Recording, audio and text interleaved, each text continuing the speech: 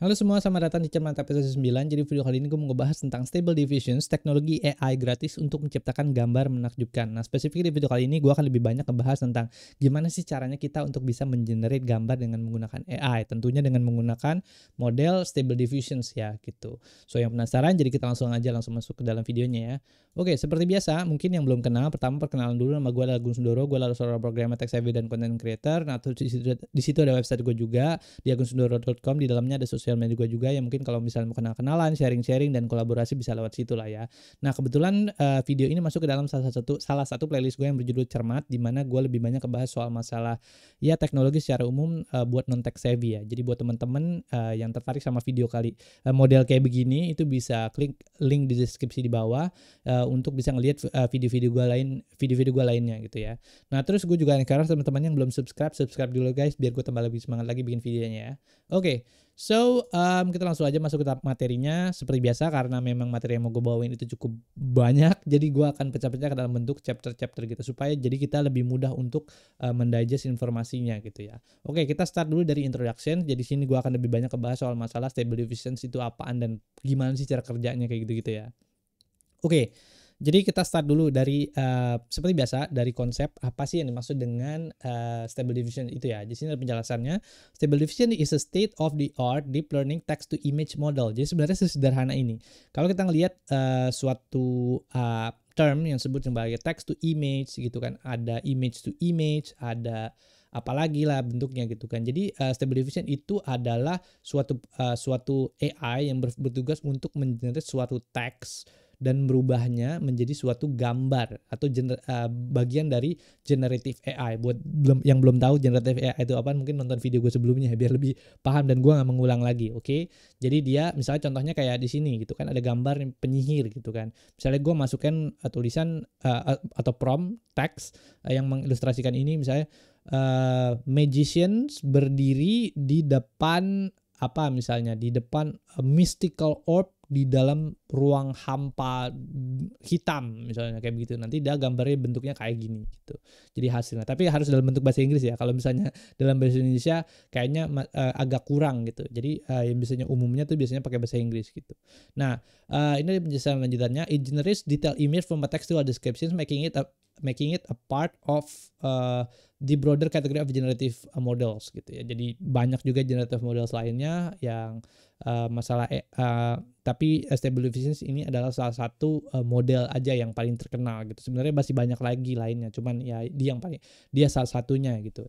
Misalnya kalau di OpenAI ada DALL-E segala macam kayak gitu-gitu ya. Itu juga termasuk salah satu generative model untuk generate image. Nah, terus kalau Stable Diffusion ini sendiri itu develop oleh Stability AI. This model had garnered attention for its high quality outputs and efficiency. Here are some key aspect of Stable Diffusion. Jadi dia dibuat sama Stability AI dan dia salah satu yang cukup populer karena dia bisa mengenerate high quality output dan juga menggunakan resource yang efisien kayak gitu. Nah, beberapa key aspect dari Stable Diffusion itu, yang pertama adalah generative model. Udah pasti ya, dia fungsinya adalah mengenerate gambar gitu ya. Yang pertama, salah satu bagian dari kategori generative model. Yang kedua adalah diffusion process. The model uses diffusion process to iteratively transform noise into coherent image. Jadi dia juga menggunakan proses pembaurannya untuk mengenerate gambar. Nanti gue akan cerita lebih dalam di slide berikutnya gitu. Nah, terus yang ketiga adalah training and data. Stable Diffusion is trained on large dataset of image and corresponding text descriptions. Oke, jadi sebenarnya kenapa Stable Diffusion ini bisa memahami suatu teks atau kata-kata itu karena mereka ditrain berdasarkan large corpus set of data. Jadi kalau misalnya kita misalnya kita nyebut magicians yang berdiri di depan orb mystical kayak gitu. Nah, dia tuh bisa memahami itu karena dia ditrain dari billion atau miliaran parameter di luar sana untuk bisa ngebuat dia jadi lebih paham terhadap konteks atau prompt yang diinputkan kayak gitu. Jadi makanya kenapa suatu AI, entah itu text to text output atau text to image kayak begini, itu bisa paham karena ya dia di training dengan data yang sangat-sangat besar kayak gitu. Itu yang ketiga key aspeknya. Yang keempat ada applications. It has a range of application including art generation, content generation, even aiding in a design and conceptual visualization. Misalnya art generation, kalau sekarang tuh banyak tuh misalnya pelukis atau game developer yang art designernya gitu, art ilustratornya gitu pengen ngebuat suatu karakter atau suatu landscape painting kayak begitu-begitu. Nah, biasanya mereka pengen mencari suatu ide tertentu gitu. Kalau zaman dulu kan mereka traveling kemana-mana. Kalau sekarang cuma pakai komputer doang, nanya Stable Diffusion, terus nanti akan keluar gambar-gambar yang kemungkinan mereka bisa gunakan untuk bisa misalnya jadi basis idenya mereka kayak gitu, dengan menggunakan jadi aplikasinya untuk para desainer, painter kayak gitu-gitu sangat besar. Yang kedua adalah content creation, misalnya YouTuber atau trainer kalau dalam suatu perusahaan pengen menjelaskan suatu konsep yang cukup sulit gitu, pengen memberikan suatu konsep visual yang lebih bagus untuk supaya orang lebih paham, bisa pakai Stable Diffusion ini untuk mengenerate gambar-gambarnya. Lalu juga bisa conceptual visualizations, misalnya kayak para arsitek gitu, kemudian bisa menggunakan Stable Diffusion ini untuk digunakan misalnya mereka mau ngegenerate misalnya arsitek gitu kan, mau ngegenerate bentuk bangunannya tuh mau jadi bentuknya kayak apa kayak gitu. Nah, Stable Diffusion ini juga bisa di-generate untuk membuat initial ideas atau initial artnya, desain gedungnya, untuk bisa dipakai untuk dia sebagai referensi ide untuk membuat hasil akhir dari desain, entah itu dipakai untuk bentuk building, bangunan, atau juga bisa juga dalam bentuk ruangan atau dipakai sama desain interior kayak gitu ya. Jadi itulah pokoknya aplikasinya sekarang Stable Diffusion udah menggila, udah banyak banget gitu aplikasi-aplikasinya. Yang kelima kemudian open source. Stability AI has made a Stable Diffusion open source, allowing developer and researchers to experiment with and build upon the model. Jadi Stability AI ini decide kalau misalnya model ini pengen di open source kan. Nah, jadi kalau misalnya kita masuk ke GitHub sekarang, kita search for Stability AI Stable Diffusion, nah nanti akan ada ini. Nah, kita bisa kalau misalnya developer ya atau programmer pengen membuat issues, ketemu errornya apa, bisa mereport issuesnya, atau mungkin kalau misalnya pengen berkontribusi bisa bikin pull requestnya di sini ya. Nah, Stable Diffusion itu tuh bentuknya hasil akhirnya kayak apa sih? Nah, kayak gini ya. Jadi Stable Diffusion itu bisa mengenerate gambar apapun, misalnya kayak gini. Misalnya rabbit yang kelinci yang pakai kacamata terus rambutnya kayak begini, atau mungkin astronot yang berdiri di Mars dengan menggunakan high heels ya kan. Terus habis itu nih astronot yang lagi bersihin ladang gitu kan, kayak gitu-gitu. Kayak gini-gitu lah. Tuh astronot lagi main sama bebek-bebek, lagi naik kuda. Nih, anjing lagi naik lagi pakai topi kayak gitu-gitu kan. Nah, terus jadi ya hasil atau gambar yang di outputkan sama Stable Diffusion ini, kalau misalnya kita mau membuat gambar kayak gini, misalnya kita ilustrator gitu mau bikin gambar kayak gini, berapa lama ini bikinnya kan. Sedangkan kalau pakai Stable Diffusion kita tinggal bilang aja cepret, nanti dia akan hasil tuh langsung keluar gitu gambarnya. Jadi kayak gitulah Stable Diffusion. Jadi emang teknologi udah makin aneh sekarang gitu kan. Nah, terus lanjut lagi kita itu ada beberapa key aspek dari Stable Diffusion. Sekarang kita lanjut lagi. Terus gimana sih caranya Stable Diffusion bekerja gitu ya? Oke, nih gue jelasin ya. Jadi ada beberapa, tapi gue nggak mau terlalu teknikal ya supaya nggak ini kan, karena videonya cermat ya. Jadi buat non tech savvy. Jadi caranya proses kerja Stable Diffusion adalah yang pertama adalah user provide text prompt, itu pasti kan, karena text to image. Oke, jadi kita harus requirementnya adalah untuk memprovide suatu teks atau memprovide suatu teks atau prompt yang mengilustrasikan suatu gambar tersebut. Itu requirement yang pertama. Lalu nanti setelah teks itu diinputkan ke dalam Stable Diffusion, nanti dia teks tersebut di encode gitu. Text is processed by NLP model of transform encode like BERT or GPT. Sederhananya gini deh, teks itu di encode ke dalam bentuk angka-angka yang bisa kemudian dimasukin ke dalam yang bisa dipahami sama AI.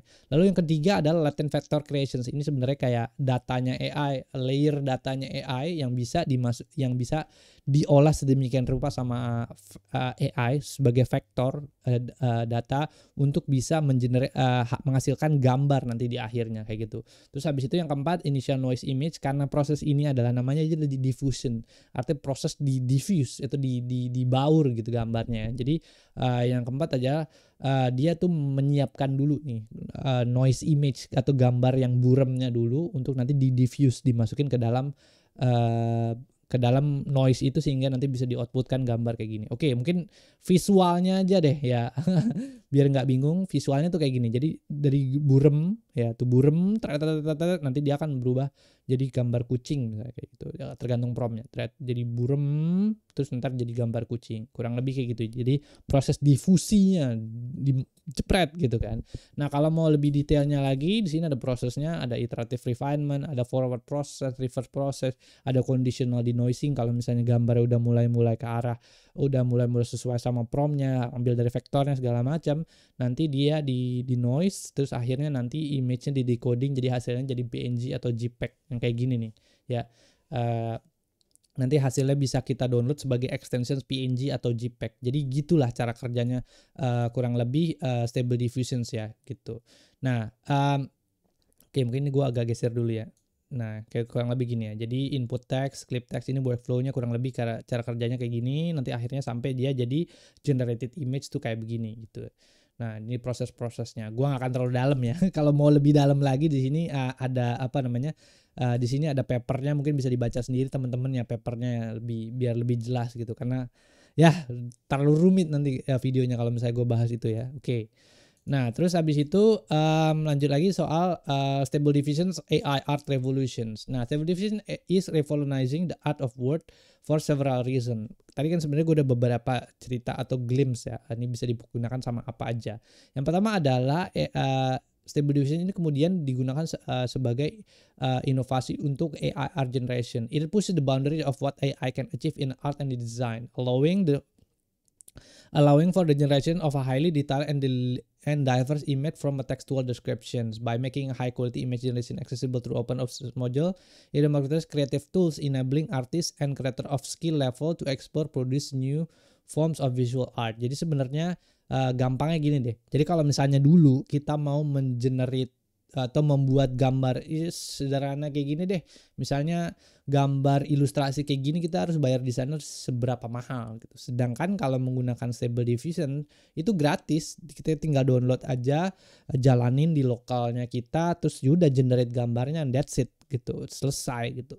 Nah, jadi dengan menggunakan Stable Diffusion ini dia membuat inovasi di dalam bentuk art generation itu bisa diakses sama siapapun.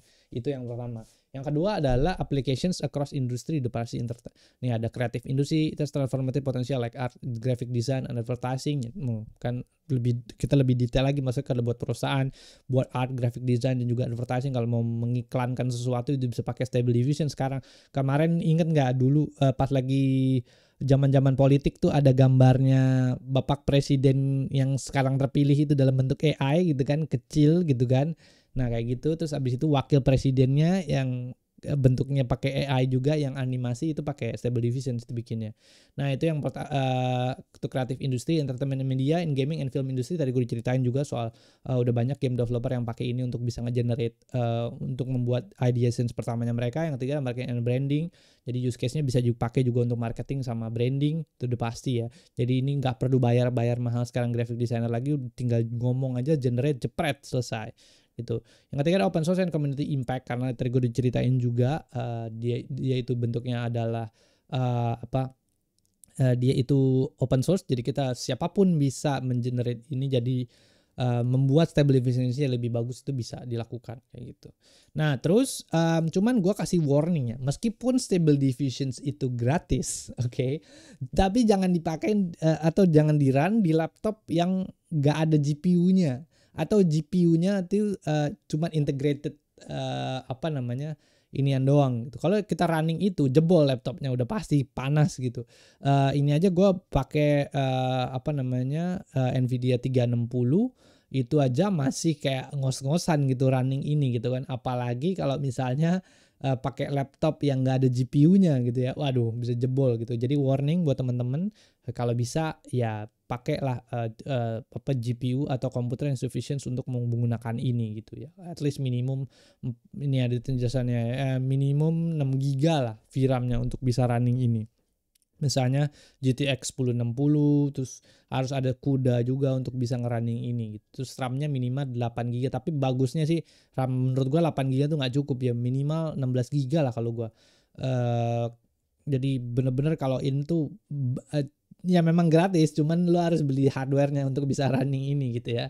Oke, terus OS-nya di sini juga ada Windows 10 ke atas, kalau mau pakai Linux terserah boleh kayak gitu-gitu, atau Mac juga bisa. Terus kalau cara instalasinya sebenarnya udah ada banyak ya video-video yang ngejelasin soal masalah instalasi, gua nggak akan terlalu dalam ke sana, mungkin bisa nonton video lain soal masalah gituan ya. Jadi di sini tinggal install Python-nya aja, Git and PyTorch-nya, terus abis itu install NVIDIA GPU kalau pakai NVIDIA, kalau pakai AMD kayaknya ada juga AMD drivernya segala macam, terus clone repository-nya, that's it, bisa running, tinggal nyalain web UI-nya terus selesai gitu.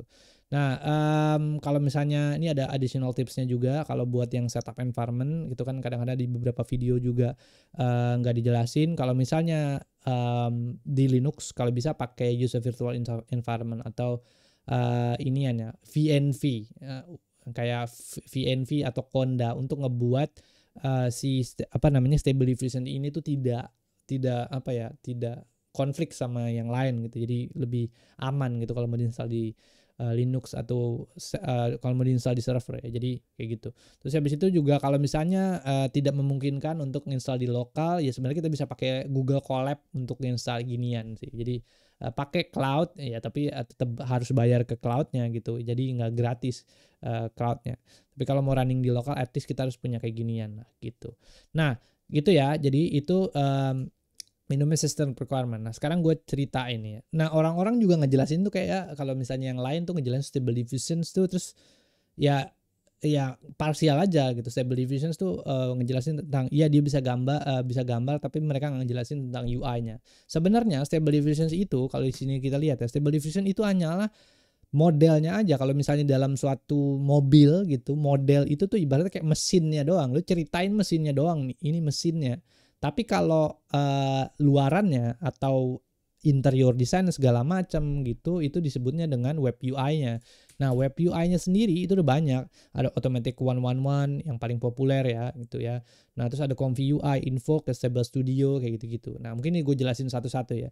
Jadi Automatic 111 web yang paling populer itu ini ya, udah penjelasannya hampir semuanya sebenarnya hampir sama. Ini ideal for user who wants features rich and customizable experience with stable diffusions. Nah, ini sebenarnya kayak gini tampilannya nih kurang lebih. Automatic 111 ya kurang lebih tampilannya kayak gini. Nah, yang akan gue jelasin di video ini pakai Automatic 111 gitu karena yang paling populer dan yang menurut gue yang paling gampang dipakai dibandingin sama yang lain, ribet yang lain gitu kan. Nah, jadi kurang lebih tampilannya kayak gini. Ini juga ada di GitHub kalau buat para developer. Anyway, ya semua UI ini tuh open source ya. Jadi kalau misalnya ini ya semua UI ini tuh open source. Jadi kalau misalnya teman-teman developer atau programmer pengen ya berkontribusi bisa berkontribusi lah di sini. Nah, itu ya. Jadi Stable Diffusion web UI baik lagi di sini kurang lebih tampilannya kayak gini ya gitu. Itu lalu kemudian ada juga Comfy UI. Comfy UI itu lebih agak-agak ribet lagi. Gue gedein gambarnya. Nah, Comfy UI agak ribet, dia pakai ini, jadi lu harus mendesain workflow lu sendiri. Tapi kalau misalnya buat teman-teman yang suka sama customizability gitu, pengen bikin workflow yang aneh-aneh gambarnya, wah multiple prompt jelimet ya bisa pakai Comfy UI ini karena lebih memang didesain untuk itu gitu kalau Comfy UI. Jadi itu. Nah, terus habis itu selain itu juga ada Invoke AI. Di sini ya, Invoke AI ini dia kurang lebih tampilannya kayak gini. Refresh dulu ya. Nih Invoke AI. Nah, kurang lebih tampilannya kayak gini tuh dia. Menurut gua ini kayak merging antara si Automatic 111 sama Comfy UI di sini. Jadi dia ada versi customizability-nya. Kalau lo mau expand customizability-nya bener-bener lebih banyak lagi, itu bisa dilakukan pakai ini. Tapi kalau misalnya lo mau buat ini sederhana, ini juga tampilannya cukup bagus dibandingin Automatic 111. Ntar gue kasih tahu. Kayaknya dia bikinnya custom sendiri deh, custom UI sendiri tuh kayak gini. Bagus lumayan. Nah, ini kan workflow tadi kan Comfy UI. Kalau Canvas ini secara langsung kayak gitu. Yang Automatic 111. Jadi kayak merging di antara keduanya. Gue juga belum nyoba sih ini. Mungkin nanti gue akan coba dan gue akan bikin videonya lagi soal ini sih ya. Jadi ya kayak gitulah. Ini ada Invoke AI. Lalu balik lagi ya kurang lebih itu sih. Jadi ada Automatic 111, ada Comfy UI, Invoke AI, ada Stable Studio juga. Kalau Stable Studio ini official dari Stability AI-nya gitu. Jadi kurang lebih gitu. Nah, mungkin ini ada screenshotan lagi supaya lebih dalam. Jadi Stability AI itu hanya sekedar model atau mesinnya. Nah, ini ada interiornya. Misalnya kayak oh mesinnya dibuat sama Daihatsu gitu kan. Terus di sini ya UI-nya dibikin sama Toyota, dibikin sama misalnya Mitsubishi, dibikin sama ini. Sebenarnya sama aja, tapi kan mesinnya sama aja, hasil outputnya sama, cuman dia bentuk interiornya aja atau web UI-nya aja yang berbeda-beda gitu. Kalau gua pribadi sih lebih suka sih Automatic 111 ya. Mungkin gua belum coba yang Invoke AI ini, kayaknya ini cukup menarik juga sih. Cuman gue biasanya pakainya Automatic 111 gitu, yang paling populer dan paling sederhana menurut gue gitu. Nah, terus di sini ya ini juga ada Stability studio yang gue bilang tadi, yang dibuat sama official dari Stability AI gitu. Oke, so itu introduction soal masalah stable diffusions ya. Jadi pahamin dulu nih, lu mau ngegenerate gambar, mau inian pakai stable diffusion, jangan malu-maluin gitu jadi orang ya. Gue abis generate gambar pakai stable diffusion, terus UI-nya apa lu nggak tahu. UI-nya Automatic 111 gitu. Jadi agak sedikit keren dikit lah gitu ya, dibandingin sama yang lain cuma ngejelasin begini tapi lu nggak paham teori atau konsep di belakangnya gitu. Jadi kurang lebih kayak gitulah soal stable diffusion. Oke. Nah, sekarang kita masuk lagi lebih dalam. Sebelum kita mengenerate gambar, kita harus tahu dulu gitu key konsep ya. Jangan cuman kayak oh yaudah ini ada parameternya kayak gini yaudah selesai, bodo amat, gue nggak peduli gitu. Akhirnya yang gambar yang lo hasilkan tidak ya begitu aja, monoton, karena lo nggak tahu key konsep di belakangnya. Makanya kenapa key konsep itu penting, lo harus tahu fungsinya, karena ya, supaya bisa menghasilkan output yang bagus lo harus bisa tahu juga, harus paham key konsepnya gitu. Oke, jadi kita langsung lanjut ya. Pertama masalah key konsep di sini ada how to craft a good prompt. Oke, nah di sini creating an effective prompt is crucial for generating high quality image with stable diffusion. Here are some tips and techniques to help you craft a good prompt. Oke. Pertama adalah be specific and detailed. Mention the main subject, setting, and specific details you want the image. Misalnya contohnya, instead of a cat, use a fluffy white cat with blue eyes, settings, and wooden pouch. Oke, mungkin gue biar agak lebih ada gambaran ya. Oke. Nah, di sini udah gue install stable diffusion di sini. Jadi waktu kita mau mengenerate gambar, kan gue udah bilang kan, kita harus mendefinisikan gambar itu tuh sebenarnya apaan gitu kan. Nah, di sini ada namanya prompt. Nah, untuk bisa membuat gambar yang secara spesifik atau menghasilkan gambar dengan output yang bagus, yang paling esensial adalah kita harus bisa tahu soal masalah gimana caranya membuat prompt yang bagus. Nah, caranya bikin prompt yang bagus adalah dengan menggunakan ini semua ya.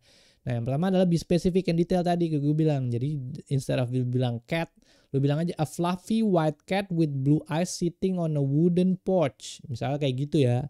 Nah, terus habis itu ada juga komponen key lainnya adalah menggunakan descriptive language. Misalnya a serene mountain landscape with crystal clear bla bla bla. Descriptive. Incorporate style and artistic. Ya intinya kayak gitu, lo bisa key pointnya di sini lo bisa pause dan bisa baca sendiri ya. Oke. Nah, kayak gitu. Jadi itu yang dimaksud dengan gimana caranya kita bisa mengenerate a good prompt. Nah, gua biasanya to be honest, gua nggak pernah bikin prompt gua sendiri. Kalau gua misalnya gambar mistikal kayak begini, kalau gua selalu pakai ATM rumusnya. Lihat aja, amati, tiru, modifikasi, tahu kan? Nah, di sini ini gue sebenarnya udah bahas di video sebelumnya soal masalah Civit AI gitu. Jadi ada website namanya civitai.com. Nah, di sini kita bisa mencari gambar yang kita suka. Misalnya kalau kita mau cari gambar di sini misalnya image, misalnya tentang magician gitu kan. Ini bisa kita ganti jadi images. Terus kita klik search magician. Ya, ini websitenya rusak. Bentar. Nah, magicians, nanti dia akan search. Nah, nanti kita bisa ngeliat nih kan gambar-gambar yang mana aja. Misalnya kita pengen, oh nih kayaknya gambar ini bagus, bisa kita klik gambarnya. Nah, nanti di sini ada promptnya. Magician with the sword with suit of woman assistant gitu kan. Nih, ada negatif promptnya juga. Oh ya, nanti ini negatif prompt belakangan ya. Nah, jadi intinya di sini ada promptnya, dan ini hampir semua gambar yang ada di sini itu ada promptnya. Misalnya gambar ini nih tikus main kartu seorang manajemen. Nah, cinematic film still wide angle cartoon illustration bla bla bla bla. Ini kalau gue sih gue tinggal copy aja ini. Jadi kalau gue pribadi tidak pernah membuat prompt gue sendiri. Biasanya gue tinggal nyontek aja gitu ya, kayak gini promptnya gue nyontek, terus gue tinggal copy, gue masukin ke dalam Stable Diffusion yang ada di sini kayak gitu. Jadi ya biar cepet aja kayak gitu ya. Nah di situ kita bisa search by keyword, misalnya kayak begini-begini, atau kita bisa juga search by tag. Jadi kalau misalnya setelah kita search by keyword gitu, misalnya ke magician gitu kan. Nah terus nanti di dalam magicians ini itu ada misalnya kayak mbak-mbak ini gitu kan. Nanti dia kan ada ininya nih, ada apa tag-tagnya. Misalnya kita bisa keep, misalnya search by tag, nih kan. Image tag bla bla bla keep tuh. Jadi kita bisa nyari berdasarkan tag tuh. Nah kurang lebih kayak gitu. Atau bisa ngasih tag secara langsung. Ntar gua cek dulu ya. Misalnya night. Nih night. Nah text nih. Text 6491 itu kan artinya night. Dia mencari semua gambar yang tagnya adalah night kayak gitu. Jadi bisa mencari berdasarkan keyword, bisa juga mencari berdasarkan tag kalau di Civit AI. Nah nanti dari situ tinggal ya again kita nyontek-nyontek aja tuh. Nah tapi ada juga yang gambar yang tidak ada promptnya. Nanti gue akan jelasin gimana caranya mengenerate prompt dari gambar yang enggak ada, dari gambar yang di sininya nggak ada promptnya gitu ya. Nanti di slide berikutnya gitu. Jadi kurang lebih gitu ya. Kalau gue sih biasanya gue menyontek promptnya di situ. Tapi kalau bagusnya kalau misalnya kita mau mulai mengkustomisasi prompt-prompt yang ada di sana terus disesuaikan sama kebutuhannya kita. Ini kita harus bagusnya adalah kita mengutilize komponen-komponen key komponen kayak di sini, misalnya lebih spesifik, harus pakai descriptive language, terus avoid ambiguity dan segala macam. Ini bisa di post dan dibaca sendiri lah ya gitu. Nah kurang lebih sih kayak gitu. Nah terus di Civit AI ini itu kita bisa juga selain mencari gambar-gambar sebagai referensi, kita bisa juga mencari models, misalnya kayak sini models, atau mesinnya yang gue bilang tadi Stable Diffusion untuk bisa kita download. Nah ini mesinnya di sini ya, ini kan ada albedo base bla bla bla bla bla ini.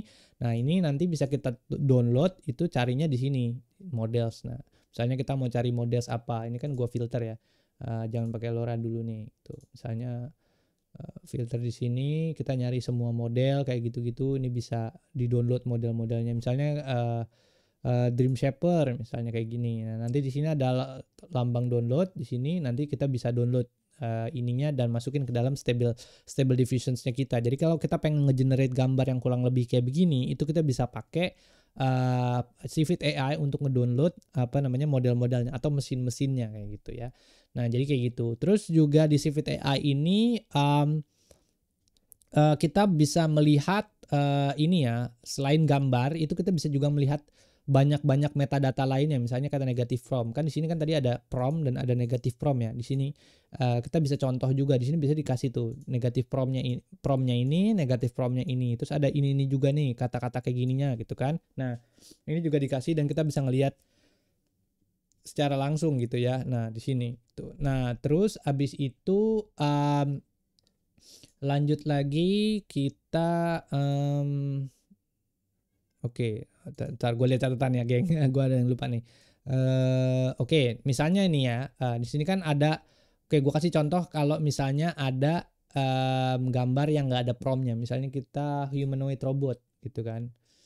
Nah, di sini misalnya ada gambar kayak gini nih. Oh nih ada ininya. Oke, anggaplah ini gambarnya nggak ada promptnya ya. Nah, itu kita bisa save image gambarnya, masukin ke mana.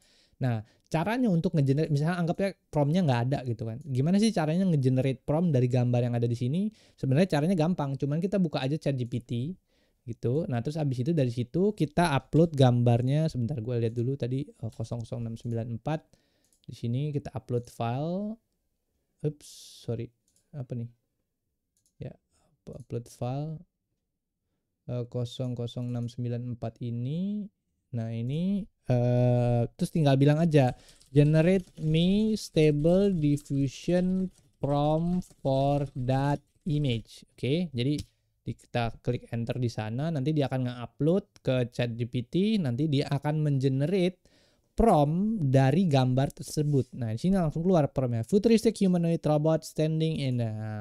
Jadi kalau gua pribadi daripada menggunakan inspirasi gua sendiri gitu kan, gue biasanya menggunakan ini gitu kan untuk misalnya oh ada gambar nih bagus gitu, gue pengen generate urang. Misalnya ini kan di sini ada fast desert landscape.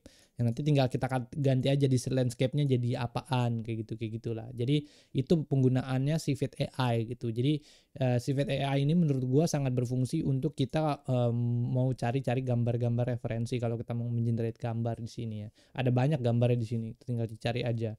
Nah, terus juga teman-teman kalau misalnya ini kebetulan gue ada akun juga di Civit AI nih, gue copyin ya.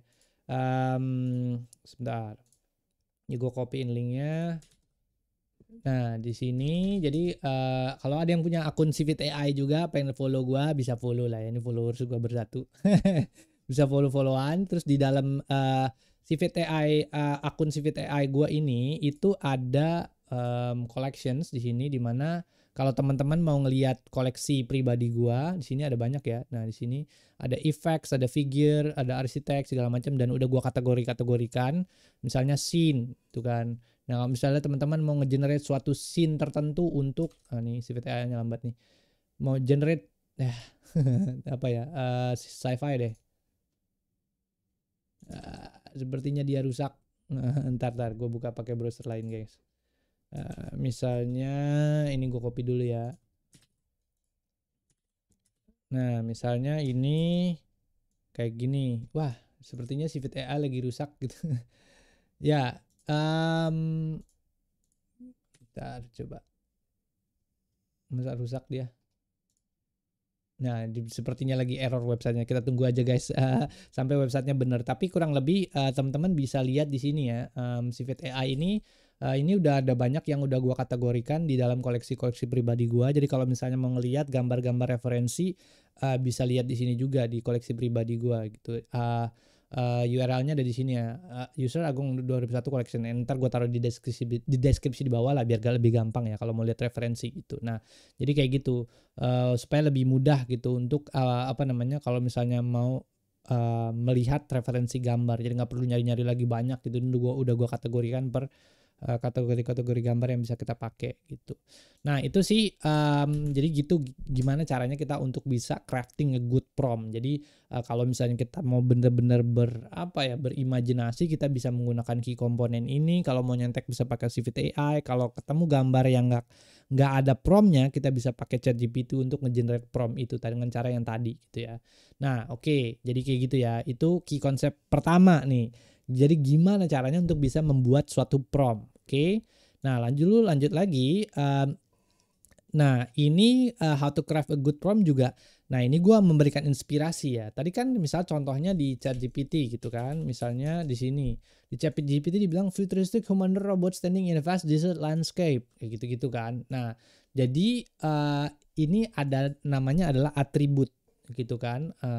Atribut dari prompt itu sendiri gitu. Nah, atribut-atributnya mungkin bisa dijadiin referensi buat teman-teman misalnya pengen nge-generate landscape yang berbeda dari hasil tadi kita minta output dari apa namanya ChatGPT gitu. Misalnya pengen bikin landscape yang berbeda, misalnya dari desert, misalnya di ocean, misalnya di mountain, misalnya di space, di luar angkasa, atau misalnya di mana kayak di Mars, terserah lu lah gitu ya.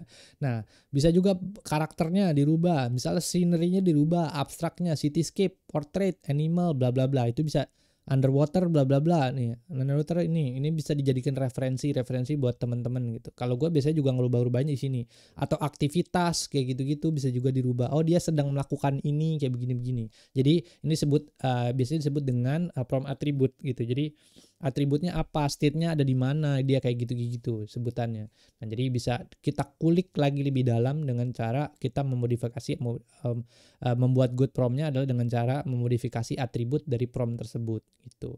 Itu ya. Lalu kemudian sekarang kita ngebahas soal masalah checkpoint. Ini kita nggak akan nyentuh ini dulu ya, nyentuh generation gambarnya dulu karena ini adalah sesuatu hal yang penting harus kita pahamin sebelum kita benar-benar bisa masuk ke generations gitu ya.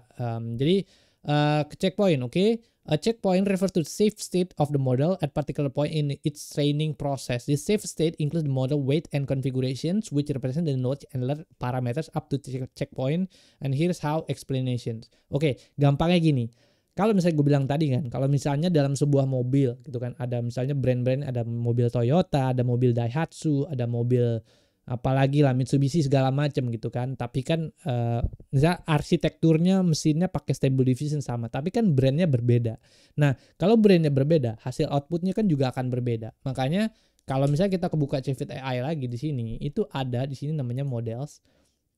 Nah di models ini kalau kita lihat misalnya Rev Animated di sini, atau kita buka Dream Shaper.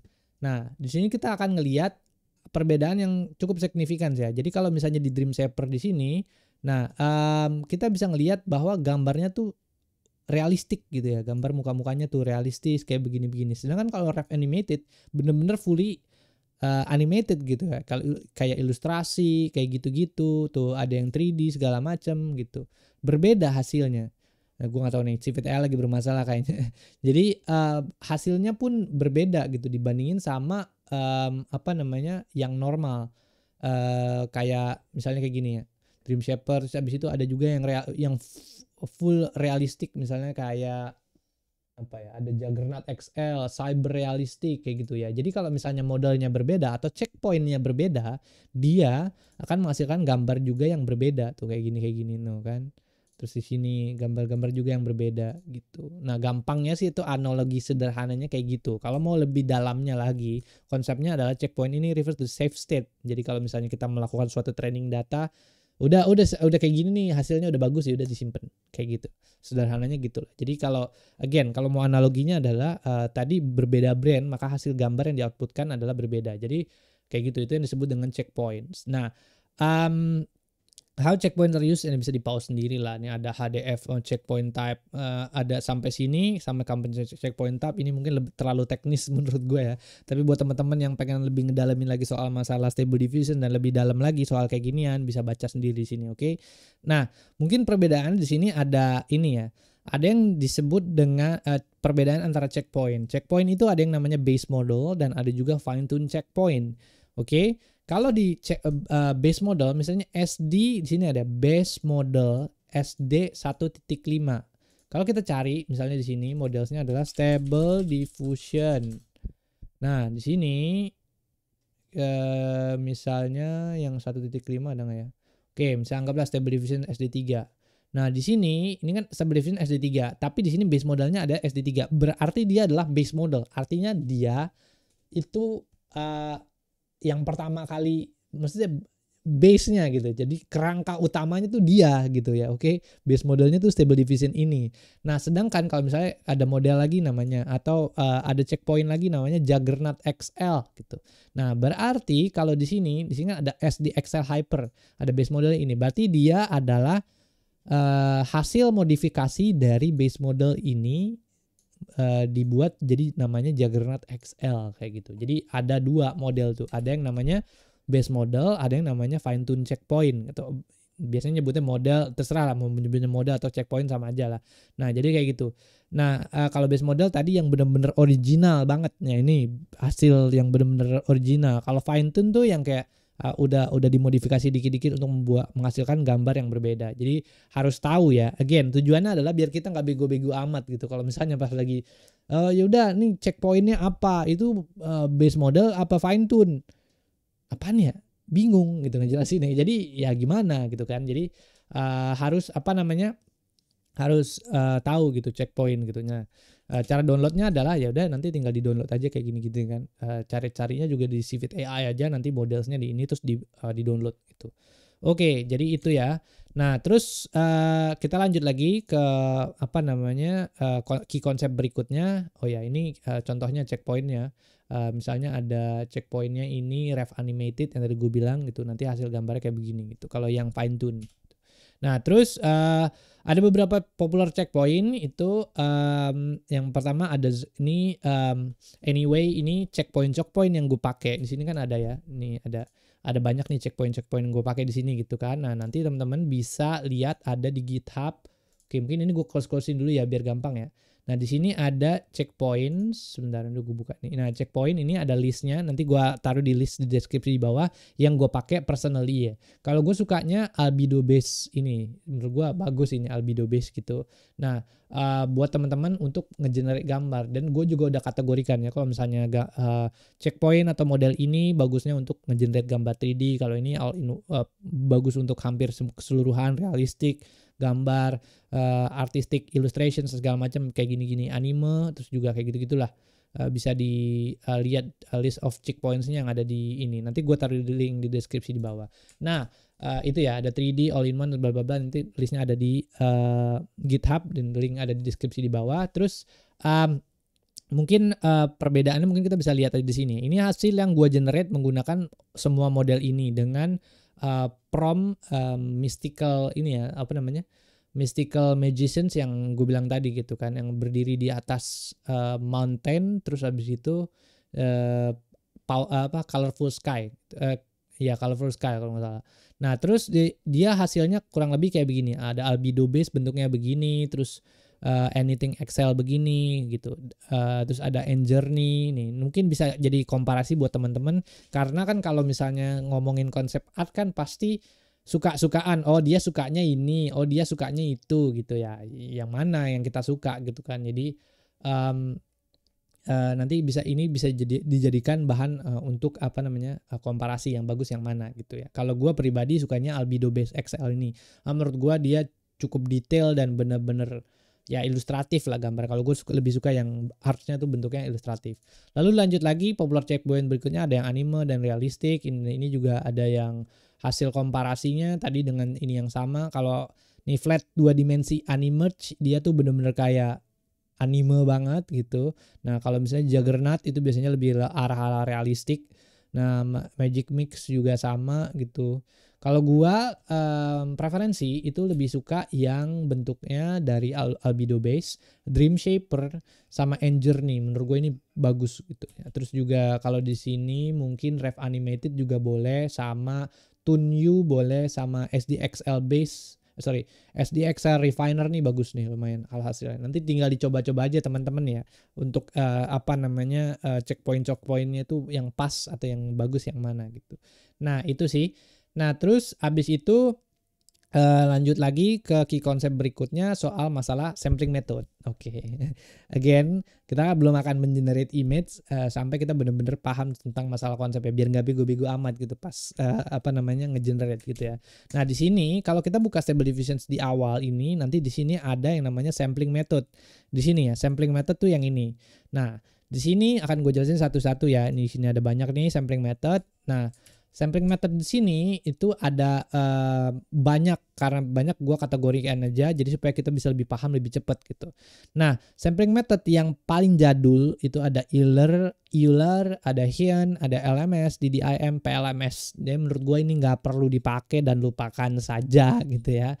Nah, terus di sini ada juga sampling method yang bentuknya ada ancestral samplers. Oke, nah AS atau sebutannya gitu ya. Nah, ancestral sampler ini terdiri dari Euler. Dia tuh kategorinya atau karakteristiknya tuh dia kalau misalnya di sini misalnya turunan gitu. Misalnya Euler A, berarti dia ancestral type. DPM2A, DPM plus 2SA, DPM plus 2SA. Karas misalnya kayak gitu. Nah itu kalau ada A itu artinya ancestral sample. Nah perbedaannya dengan yang nggak ada huruf A di belakangnya itu apaan? Oke gini ya. Jadi kalau misalnya gambar itu di generate pakai Stable Diffusions, ini namanya bentar gua lihat dulu namanya di sini, converge, atau dia tuh gambar tidak memusat nih ya. Jadi kalau gambarnya nih kalau yang kalau yang A gitu, kalau yang ancestral dia tuh gambarnya nggak memusat, dia benar-benar kayak generate semuanya gitu kan kayak gitu. Kalau yang non convergent, kalau yang tidak memusat dia hasilnya kayak gini.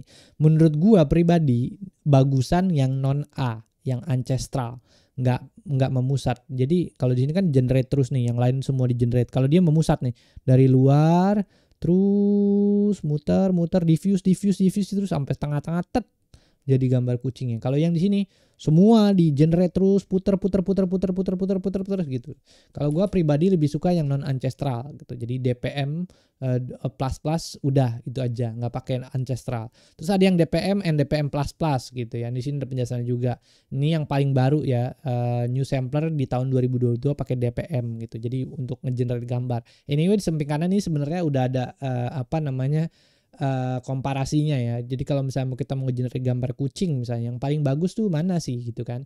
Nah, sini udah bisa kelihatan DPM tuh misalnya ini DPM tuh plus karas kan, hampir benar-benar gambarnya detail kan. DPM tuh juga lumayan bagus. Nah kalau DPM tuh A nih, lihat ancestral kan, jadi gambarnya kayak gimana ya kucingnya itu kan, aneh tuh. Nah gitu sih. Jadi terus juga ada juga UniPC, ini yang paling versi terbaru juga yang rilis tahun 2023 sudah di-include juga. Jadi kayak gitu.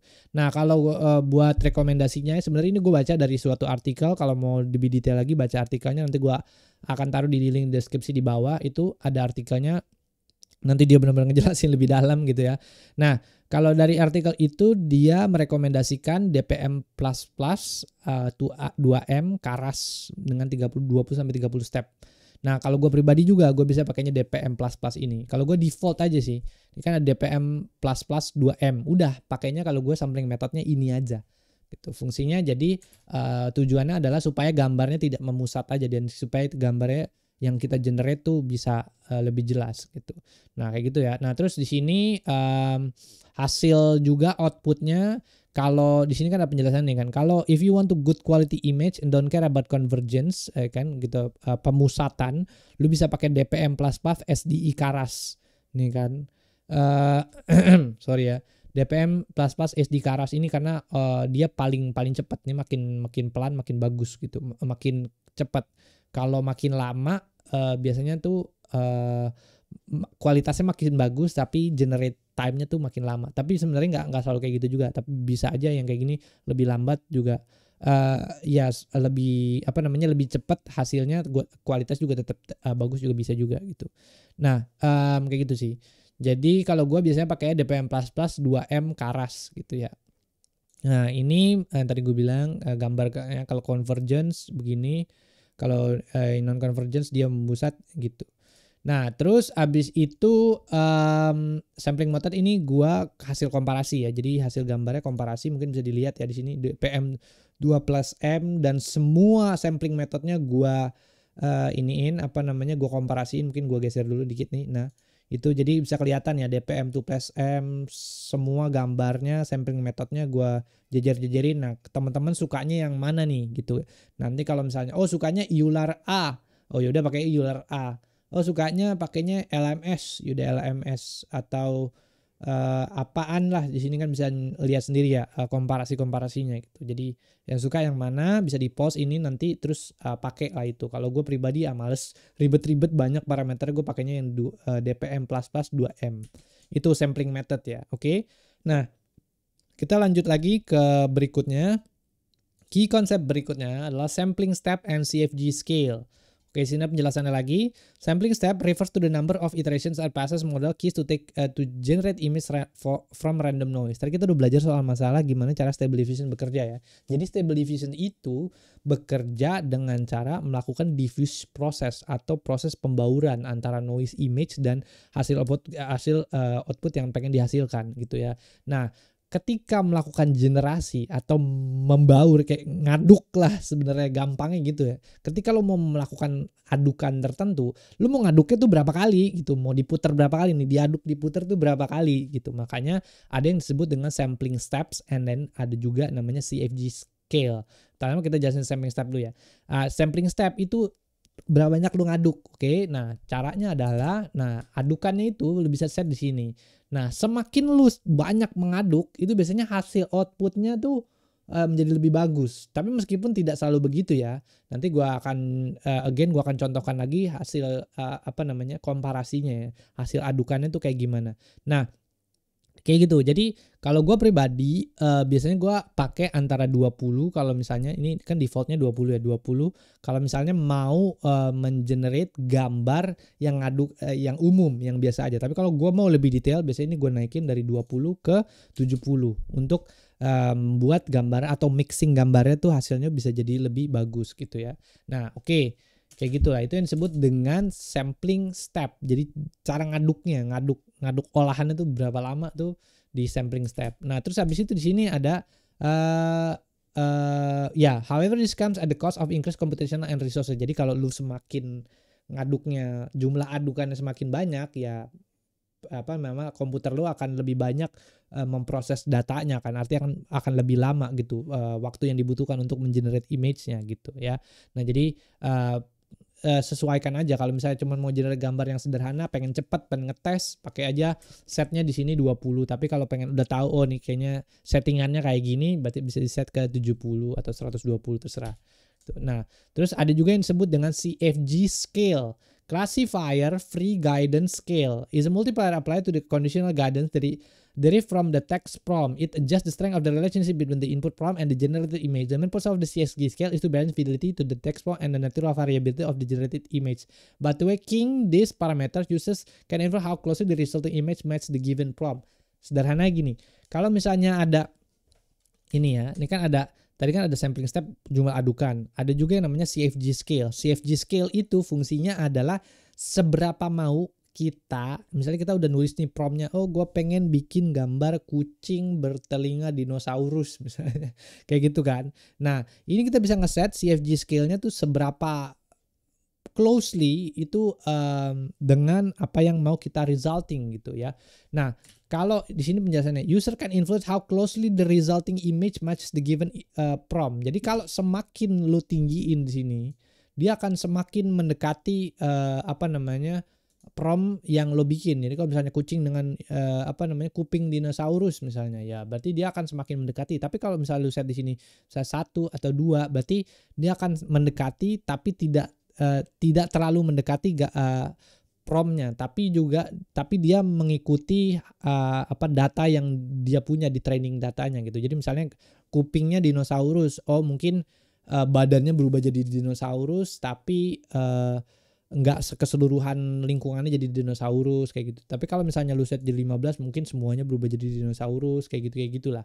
Jadi kalau CFG scale itu adalah parameter di mana dia bisa memfungsikan user can influence how closely the result image matches the given prompt. Jadi seberapa dekat dia dengan hasil prompt yang dihasilkan. Nah, ini ya misalnya gue bilang tadi, kalau sampling step tuh seberapa banyak adukannya. Kalau misalnya stepnya cuma 4, kalau stepnya cuma 1 dari burem ke sini, ya udah tetap burem hasilnya. Kalau stepnya 20, mungkin dia akan hasilnya jadi cukup bagus gitu ya. Jadi kayak gitulah. Ini cara proses diffusion. Makanya gue bilang kan proses membaur. Udah mulai dapat idenya ya. Jadi proses membaur, diaduk kayak gitu-gitulah. Nanti hasilnya jadi gambar kayak gitu. Nah, terus untuk komparasinya bentuknya kayak gini ya. Jadi ini biar cepet aja, gue nggak pisah. Di sini ada stepnya, number of step, dan di sini ada CFG scale-nya atau seberapa mau kita gambar itu tuh mirip dengan text prompt yang kita mau. Nah, di sini ada stepnya. Jadi kalau 0 ya gambarnya belum jadi, masih diffusion, masih burem banget, masih gelap, nggak ada apa-apaan. Step 1 juga masih baru banget dibikin gitu ya. Nah, kalau step 10 udah mulai kelihatan nih, tapi di CFG scale yang tinggi dengan step yang 10 dia akan menghasilkan gambar yang agak-agak aneh di sini ya. Nah, kayak gitu. Tapi kalau misalnya stepnya makin banyak, dia akan menghasilkan gambar yang lebih bagus. Nah, coba kita tes, apakah sampling step yang akan lebih banyak akan menghasilkan gambar yang lebih bagus. Coba aja dilihat di detail di sini ya. Jadi kalau di stepnya 10 dia cuman kayak ada buletan dikit gini doang ya. Terus udah. Kalau stepnya 20 dia buletannya ada, terus ininya agak lebih jelas nih ya. Tuh pohon-pohonnya lebih jelas. Terus di sini thread sampai di sini dia lebih kelihatan nih biru-birunya segala macam kayak begitu-begitu. Nah, mungkin yang lebih ketara tuh yang inilah ya nih, CFG scale 10 ya kan. Nah, di sini bulat ini, terus api, terus di sini juga apinya nih baru keluar di sini, terus sampai di sini. Nah, terus kayak gitu. Ini hijau juga nih, garisnya merah putar kayak gini, ini berubah jadi api, ini berubah jadi hijau, yang ini ke sini ini jadi buletan, ya gitulah pokoknya ya. Jadi semakin sampling stepnya makin banyak, sebenarnya gambarnya tuh makin detail, tapi prosesnya tuh makin lama generate gambarnya kayak gitu. Nah, kalau dari sisi gue pribadi, kalau gue tuh lebih sukanya itu nanti gue akan kasih skill-nya ya di pas lagi mengenerate gambar itu. Kalau gue biasanya sukanya di antara 20 50, gue lupa deh. Pokoknya ntar ada di slide berikutnya ya gitu. Jadi gambar yang ada di sini, titik di sini, titik temu di sini, titik temu di sini dari hasil yang ada di sini. Itu CFG scale-nya berapa? Intinya teman-teman nggak perlu pusing. Yang penting tahu aja konsepnya kayak gimana dan nanti hasilnya untuk bisa menghasilkan gambar yang bagus tuh kayak apa gitu ya. Oke. Terus habis itu kita lanjut lagi ke key konsep berikutnya yang disebut dengan namanya LoRa atau Low Rank Adaptations. LoRa is a technique used to adapt pre-trained model to new task or style by incorporating low-rank matrices. It allows for efficient fine-tuning of large model without requiring extensive computational resources or retraining the entire from scratch. Oke, nah jadi LoRa ini fungsinya adalah digunakan untuk kita misalnya kita mau mengenerate gambar tapi dengan spesifik tema atau spesifik style tertentu. Misal contohnya ya kayak gini. Kalau misalnya kita masuk ke Stable Diffusion, nanti kita bisa di sini masuk ke models lagi. Nah, nanti kita bisa pilih di sini kan udah models, nanti kita bisa filters, habis itu di sini ada pilihan LoRa. Oke. Nah, di LoRa ini kita bisa mengenerate gambar untuk spesifik style tertentu. Misal contohnya kayak ada di sini blind box misalnya. Nah, gambar-gambar yang dihasilkan kemudian nanti dia akan berbentuk kayak bocil-bocil 3D begini gitu ya. Nah, kayak gini nih. Nah, terus atau juga fungsinya untuk nggak cuman style tapi juga bisa untuk yang lain-lain. Misalnya contohnya di sini gue udah ada listnya by the way, nanti gue akan taruh lagi di deskripsi di bawah dan udah gue kategorikan gitu kan. Jadi nggak cuman berdasarkan suatu style atau tim tertentu, misalnya sci-fi, lu pengen nge-generate gambar yang model bentuk ke sci-fi kayak begini-begini gitu kan. Nah, gitu. Nah, terus bisa juga misalnya temanya fantasi, konsep long, lung, misalkan Cina Dragon gitu kan, gambar-gambar naga gitu kan. Atau mungkin juga postur, misalnya umur, age slider, pengen bikin yang bentuknya anak kecil banget gitu kan. Nih anak kecil nih kan, atau yang umurnya udah tua gitu kan, yang kayak gitu. Terus atau bisa juga misalnya frame, misalnya mau generate gambar dengan spesifik prompt tertentu tapi pakai logo, jadi bentuknya jadi kayak logo gitu. Bisa juga kayak gitu. Ini udah ada listnya ya, nanti tinggal dilihat aja. Nah, di sini untuk bisa mengaktifkan si LoRa ini, itu kita harus mengintegrasikan trigger words. Biasanya LoRa ini punya yang namanya trigger words. Kalau nggak ada trigger words-nya berarti nggak usah dimasukin gitu. Jadi kalau misalnya misalnya roti gitu kan di sini ya. Prompt-nya apa nih? A logo for bakery bla bla bla bla bla bla bla gitu kan. Nah, di sini berarti kan trigger words-nya adalah logo. Ya, jadi lo harus masukin logo di kata-kata prompt-nya gitu untuk bisa menggunakan LoRa itu, dan juga harus menggunakan kotakan kayak begini. Nanti gue akan kasih contoh ya pas lagi mungkin sekarang aja lah ya. Nah, jadi misalnya kalau ada misalnya epic artwork kayak gini nih, misalnya ada prompt gini. Nah, Nah, itu harus ada specific words untuk bisa men-trigger LoRa-nya gitu. Jadi misalnya lu pengen bikin artwork cyberpunk gitu. Berarti dia harus ada kata-kata cyberpunk-nya. Kalau enggak LoRa-nya nggak mau jalan gitu. Nah, di sini juga LoRa-nya misal SDXL cyberpunk. Coba yang cari yang cyberpunk mana ya. Cyberpunk cyberpunk SDXL. Nah, di sini dia ada kata-katanya misal cyberpunk style gitu kan. Berarti dia harus memasukkan kata-kata ini ke dalam sini gitu, ke dalam si ininya nih, misalnya cyberpunk style nih sini paste gitu kan, cyberpunk style. Jadi terus juga LoRa-nya harus ditambahin kayak gitu. Nah, ini kan ngambil kata-kata ininya nih dari mana? Caranya adalah nanti di sini misalnya kalau LoRa-nya udah diinstal, nanti gua akan kasih tahu Stable Diffusion directory structure-nya. Nah, Kalau LoRa-nya udah diinstal, nanti kita bisa pilih di sini Cyberpunk, SDXL Cyberpunk, klik di sini ya. Nah, nanti dia masuk ke sini SDXL Cyberpunk gitu. Jadi misalnya mau nambahin LoRa apa SDMI kayak gitu. Nah, gitu nanti dia akan masukin ke sini gitu. Nah, kurang lebih kayak gitulah ya. Jadi LoRa itu berfungsi untuk merubah bentuk hasil dari gambar kita untuk spesifik style, aktivitas tertentu kayak begitu-begitu. Itu yang dimaksud dengan LoRa gitu ya. Jadi nah ini bisa key komponennya lagi bisa dibaca ya, low rank matrix, efficiency, bla bla bla, implementations dan seterusnya. Oke, sekarang gua akan contohkan ya. Misalnya di sini gua mengenerate gambar epic artwork of Cyberpunk style of Gandalf, magician casting spell bla bla bla bla bla gitu kan. Generate gambarnya, generate gitu kan. Nah, terus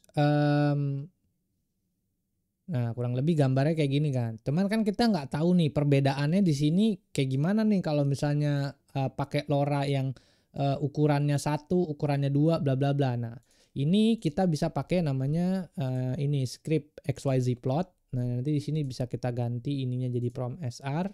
Terus ininya kita ganti jadi gini. LoRa untuk membuat komparasi. Ini sebenarnya nanti gue jelasin pas lagi di ini lah. Lebih dalamnya lagi ya di sini. Ininya gue copy aja dulu. By the way ini telan aja dulu lah ya. Gue bikin kayak gini telan dulu aja. Caranya kayak gitu udah ada LoRa ya di sini nih untuk bisa membuat perbandingan. Oke. Antara kalau misalnya pakai ntar ini gue contohin aja dulu. Oke, sambil generate, tunggu bentar. Nah, ini ya, ini aja gue pakai 360 ya, masih kayak begini. Gimana kalau misalnya pakai RAM atau integrated GPU di laptop, wah angus laptop lo kan. Jadi harus hati-hati guys, jangan pakai inian lah ya. Harus lihat-lihat gitu. Hardware kita cukup mampu nggak gitu. Nah, ini ya, LoRa kalau nggak pakai LoRa cuman begini doang. Kalau LoRa-nya SDXL Cyberpunk itu pilihannya 1 jadi kayak gini. 2 jadi gini, 3 jadi bener-bener Cyberpunk banget tuh, jadi agak tua, kakek tua gitu. Nah, jadi kayak gitu LoRa ya. Kita bisa menentukan LoRa-nya seberapa LoRa gitu. Seberapa stylenya ini kita mau mengikuti. Nih ya, misalnya gini, kalau seberapa cyberpunknya lo mau masukin, itu bisa dimasukin parameter di sini, bisa jadi 2, kalau 2 bentuknya begini, kalau 3 jadi bentuknya kayak gini nih ya, tuh contohnya.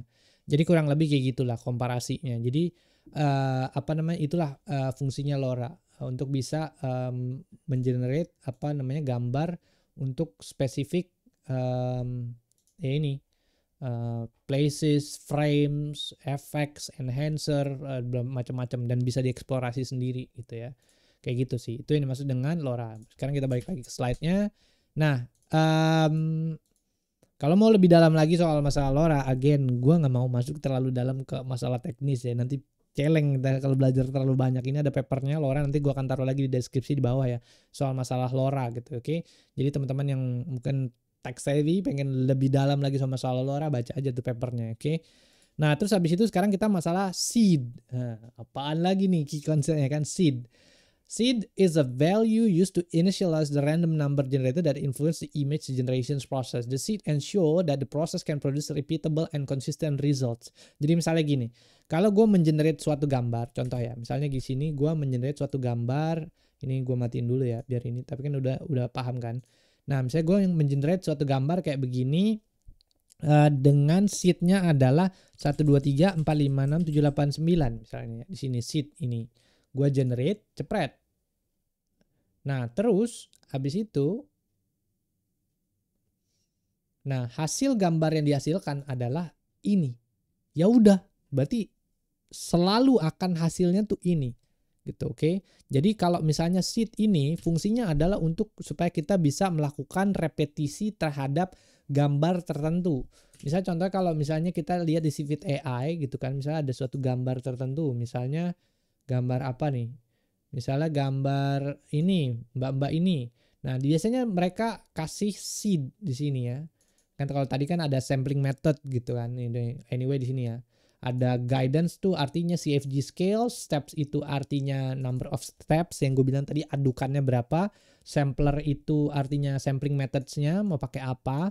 Nah kalau seed ini yang tadi gue bilang, seed itu fungsinya adalah untuk memastikan bahwa dia itu gambarnya tuh nanti akan mirip banget sama ini gitu. Jadi kalau misalnya kita analogikan kalau misalnya orang lari maraton gitu kan, seed itu tuh starting point-nya ya. Lu bisa ngeset ya di sini ya. Lu bisa ngeset starting point-nya tuh di 0. Jadi kalau lu lari pertama kali nih, lu lari pertama kali lari maraton, berarti lu starting point-nya di titik awal banget.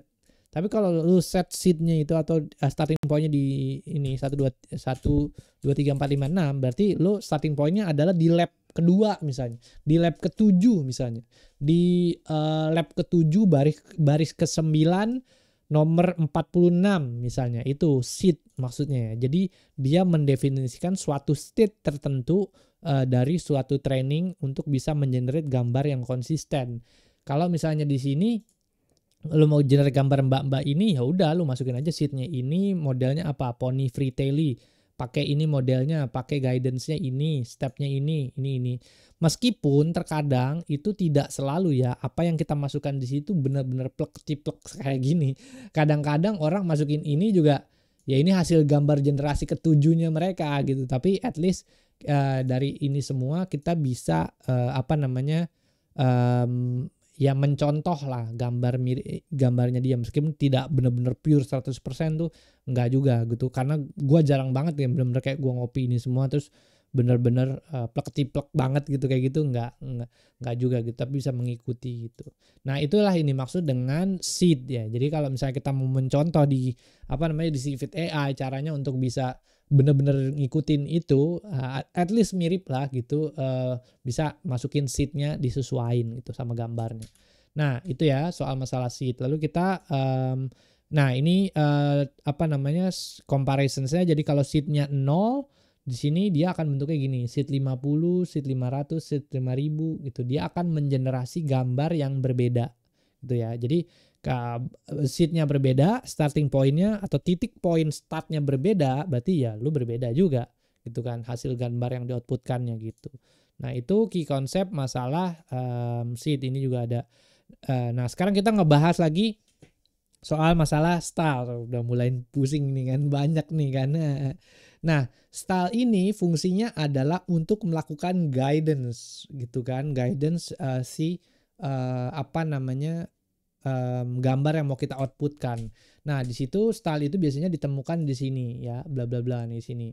Nah, style itu ini gue juga udah downloadin dan bisa di-download di sini. Nah, ini ada style.csv, nanti bisa di-download ya. Nah, ini ada banyak banget stylenya. Jadi misalnya contohnya adalah kita Epic Artwork Cyberpunk Style of Gandalf gitu kan. Ini gue hilangin dulu ya. Nah, di sini ya, Cyberpunk. Misalnya di sini gue setnya adalah Cyberpunk gitu kan, art cyberpunk misalnya ini generate. Nah ini namanya style ya. Jadi style itu dia akan mengenerate gambar berdasarkan additional prompt yang ditambahkan di belakangnya gitu. Jadi kalau misalnya kita tulis di sini epic artwork bla bla bla sampai colorful sky, kalau di sini ya, sampai colorful sky nanti akan ada tambahannya lagi cyberpunk art style bla bla bla bla. Nah dengan menggunakan style ini itu akan mempermudah kita untuk bisa mengenerate gambar. Misalnya kalau gue mau ala-ala cyberpunk tapi jangan cyberpunk banget, misalnya dieselpunk nih misalnya ya, generate. Nah nanti dia akan ngegenerate gambarnya tuh berbeda tuh ya di sini tuh dieselpunk. Atau misalnya gue turunin dulu jadi 7. Sorry, ini gue misalnya gue bentuknya jadi star.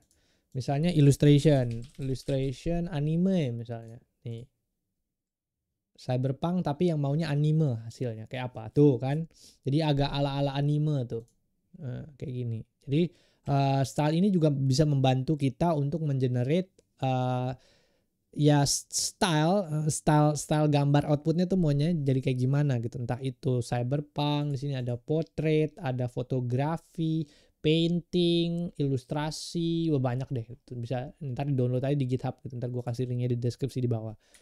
Nah itu ya, jadi itu style. Jadi tujuannya adalah untuk bisa memberikan konsistensi terhadap output yang dihasilkan, juga bisa memberikan kreatif proses lagi lebih banyak untuk kita bisa yang nge-match and mix and match lah, kira-kira style yang mau kita pakai itu apa gitu kalau misalnya mau generate gambar gitu. Nah jadi kalau untuk komparasinya di sini ada. Nih contoh misalnya style portrait kayak gini portrait. Kalau style fotografi kayak gini. Nah, pet tuh. Nah, terus habis itu fantasy art, illustration, vector art, flat art style nih misalnya kalau ilustrator pengen bikin flat art bisa pakai ini. Illustration kartun tuh. Ya pokoknya gitu-gitulah nih cyberpunk kayak begitu-begitu bisa dipakai nih styles ini untuk mengenerate gambar yang lebih yang agak sedikit apa namanya style dengan style yang sedikit berbeda gitu. Nah, sekarang kita udah belajar nih key konsepnya meskipun sekarang udah gue agak sedikit demo-demo udah mulai agak-agak paham gitu kan.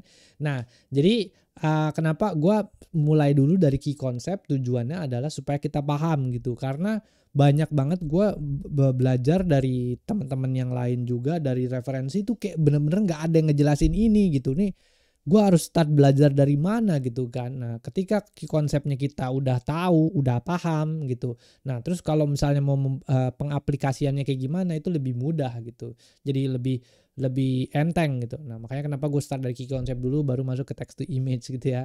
Nah sekarang kita masuk nih ke text to image-nya, jadi generate gambarnya secara bener-bener beneran gitu ya. Oke sekarang kita masuk ke chapter text to image. Nah terus habis itu lanjut lagi ke di sini text to image ada yang pertama adalah kita ngebahas dulu soal masalah user interface gitu ya. Jadi di user interface itu bentukannya kalau kurang lebih Stable Diffusion itu bentuknya kayak begini ya. Jadi pertama selalu ada checkpointnya di sini. Nah terus habis itu di sini ada tab-tabnya bla bla bla kayak gitu-gitu. Terus ada di sini ada mini sub-tabnya lagi kayak gitu untuk nge-generate gambar. Terus ini ada script dan ada tombol generate. Oke.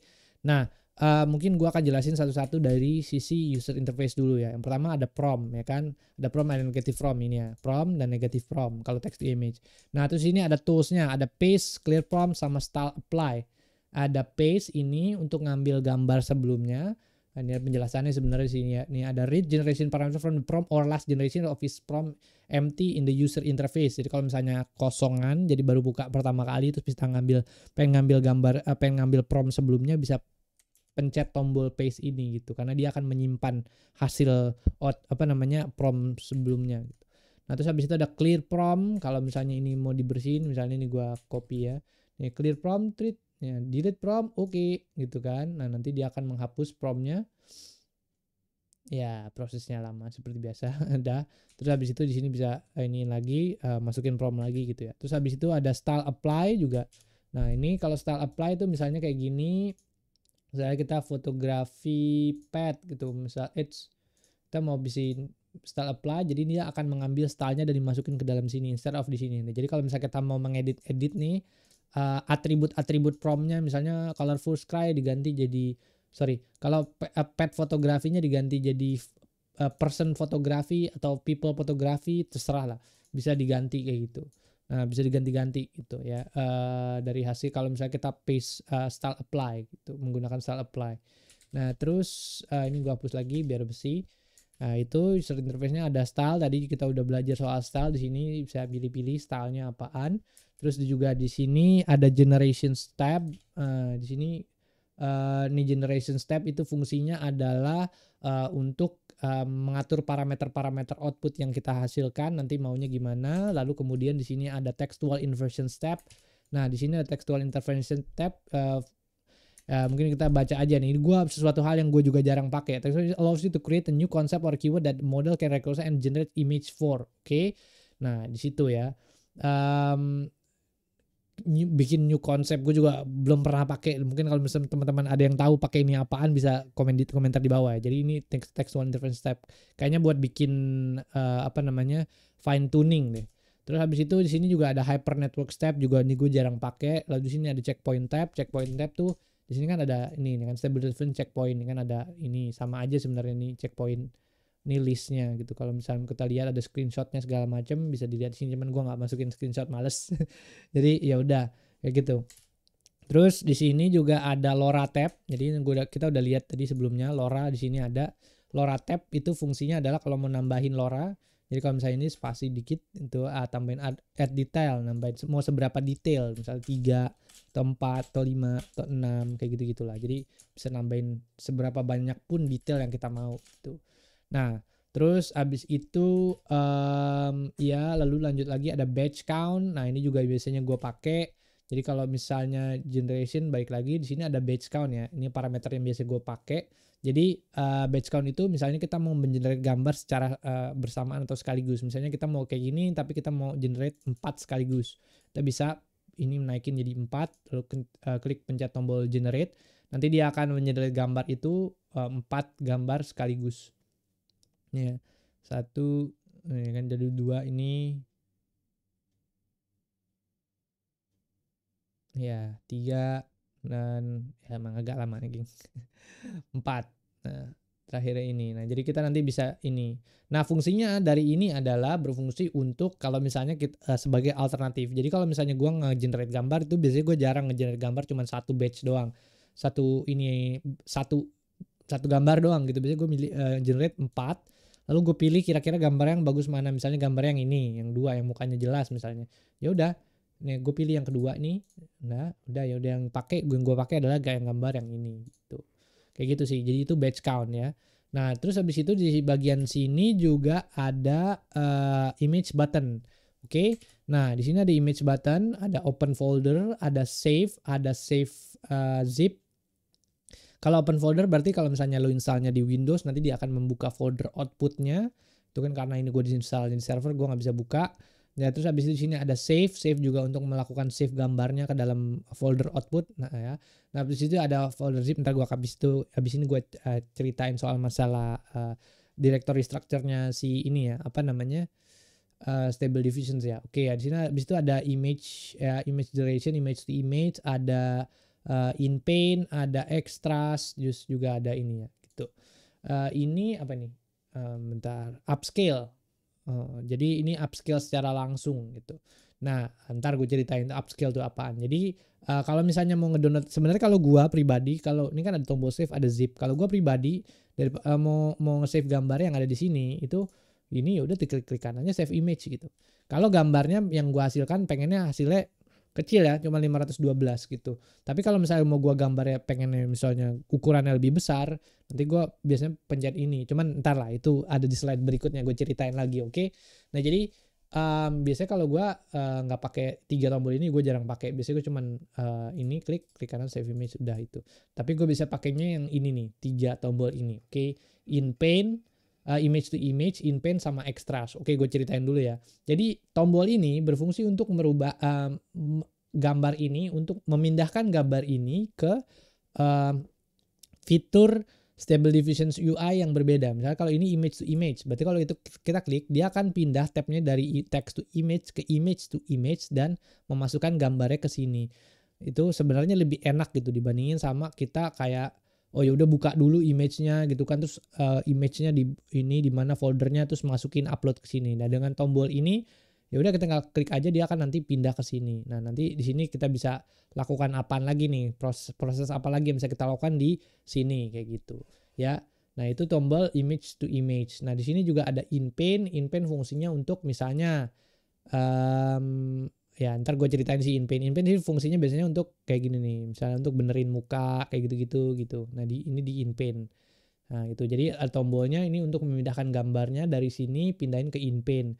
Kalau extras fungsinya sama, ini juga untuk pindahin ke extras kayak gitu. Jadi user interface-nya kurang lebih apa namanya, si Stable Diffusion ini sangat sederhana ya, cuman kayak begini doang gitu. Cuman kita harus tahu aja sebenarnya key konsepnya apaan gitu kan. Sebenarnya kayak UI-nya tuh ya udah gini-gini doang, nggak ribet gitu, tinggal milih-milih ini aja. Kalau kita paham key konsepnya gampang pakainya gitu kan. Jadi gitu. Makanya gue kenapa gue mulai dari key konsep, nggak langsung ke UI gitu ya. Itu. Nah, terus itu user interface. Nah, sekarang sebenarnya tadi gue udah sedikit demoin ya soal masalah script XYZ plot. Nah, orang-orang biasanya kalau nge-generate gambar, mereka itu biasanya cuman kayak gini, terus hanya batch count-nya aja di set jadi 4 untuk nge-generate 4 gambar kayak gini kan. Nah, tapi jarang banget ada yang ngedemoin kayak bener-bener fungsi dari script XYZ script ini. Padahal menurut gue ini script yang paling menurut gue efisien dan paling keren. Kenapa gue bisa bilang kayak gitu? Karena ini ya, Misalnya contohnya beberapa komparasi yang udah gue lakuin di slide itu adalah sebenarnya hasil dari CFG hasil dari XYZ plot script yang ada di sini. Misalnya contohnya gini deh, contoh aja ya, biar lebih cepet.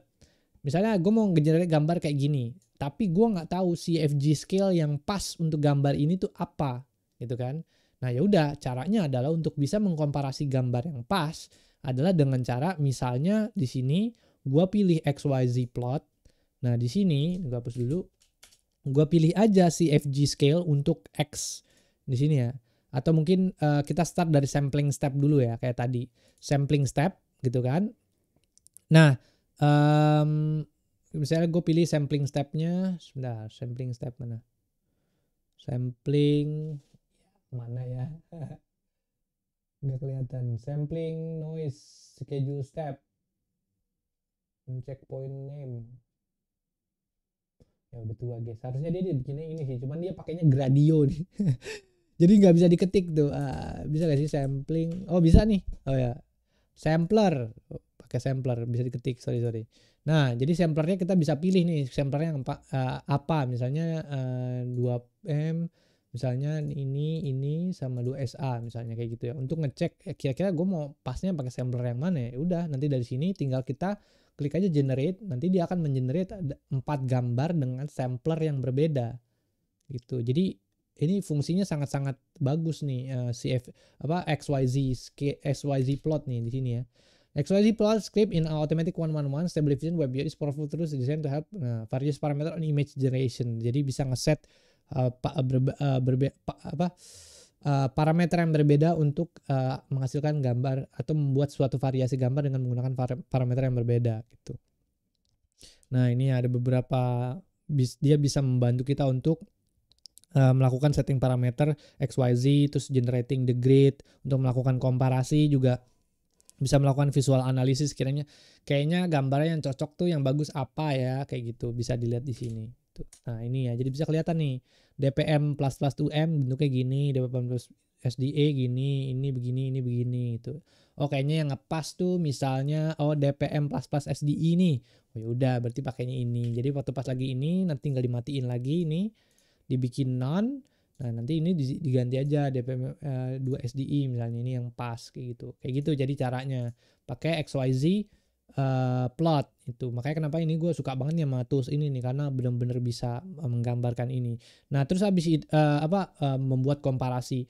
Selain dari sampler juga kita bisa juga menggunakan ini untuk mengkomparasi suatu ini ya, checkpoint ya, gue pakai ya. Jadi checkpoint name nanti kita bisa pilih di sini checkpointnya apa yang mau kita komparasi. Misalnya di sini kita bisa pilih book ini ya, gambar buku ini, nanti dia akan ngelis semua checkpoint yang ada, bisa juga gitu.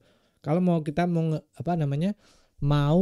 mengkomparasi semua checkpoint yang ada itu bisa lakukan dengan cara ngeklik book ini. Tapi kalau gue karena berhubungan sama video ini supaya cepet, karena ngegenerate lama nih kalau perbedaan checkpoint, jadi kita pilih 2 aja, misalnya ini sama misalnya revolution animated gitu, misalnya 2 aja, misalnya gini thread kita ini 1. Nah itu terus kalau rev animated nanti hasilnya gimana nanti kita lihat. Nah ini dia agak lama nih karena dia switching between checkpoint tuh prosesnya agak lama, jadi di sini nunggunya agak lama. Jadi fungsinya di sini kita nggak cuman, nah tuh kelihatan kan rev animated tuh. No, lihat nggak? Kira-kira menurut teman-teman tuh yang bagus yang mana nih? Yang kiri apa yang ini nih? Kalau ini animasi gitu, kalau yang ini albedo base gitu. Suka yang mana? Itu kan preferensi kan. Jadi fungsinya itu bisa untuk memilih checkpoint yang pas yang mana tuh bisa kelihatan di sini gitu ya. Nah itu. Nah terus juga kita bisa memilih nggak cuman X aja, tapi kita bisa juga memilih Y dan Z ya. Kalau Z itu nanti di sini gambarnya ada jadi banyak. Misalnya contohnya kita set di sini. Oke, kita kan next slide dulu ya biar lebih jelas di sini. Nah, di sini ada by the way ini ada value type-nya. Jadi kalau misalnya ada kita pengen mengenerate apa nih? Ya, misalnya dari sampling step ya. Sampling step misalnya kita ketik aja step. Nah, misalnya step di sini kan. Nah, kita bisa mengisi value misalnya di antara 20 sampai 30 tuh. Misalnya 20 sampai 23 misalnya kayak gitu. Nah, kita bisa mendefine values yang bentuknya kayak gini. Misalnya kalau kita terus run pakai kayak gini dengan dari 20 sampai 23 dia akan membuat generate gambar dari step 20, step 21, step 22, step 23 kayak gitu. Ya, jadi range value-nya bisa di set sebagai range. Terus juga range with incremental bracket. Kalau ini berarti misalnya 1 sampai 5 ya kan. Berarti jadi hasilnya ada 1, 3, 5. Kalau 10 sampai 5 berarti minus 3 berarti 10 dan 7 udah selesai. Ini 1 sampai 3 1, 1,5, 2, 2,5, 3 gitu. 1 sampai 10 ini range-nya adalah 5 kayak gini. Nah, bisa ngelihat ya value type-nya tuh kayak begitu. Nah, jadi bisa diisi kayak gini ya. Ini juga bisa diisi misalnya tadi 10 1 sampai 5 plus 2 misalnya. 1 sampai 5 terus gimana plus 2 itu kan di sini. Nah, jadi dia akan iniin tapi jangan step misalnya CFG scale. Nah, misalnya gini. Jadi bisa kelihatan nih generate. Ya gitu ya. Jadi bisa kelihatan nih 1 sampai 5 dia benar-benar ngikutin sampai kalau 3 gimana, kalau 5 gimana.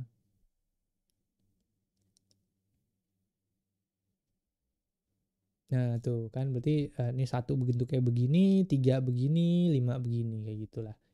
Nah, terus kurang lebih lah kayak gitulah.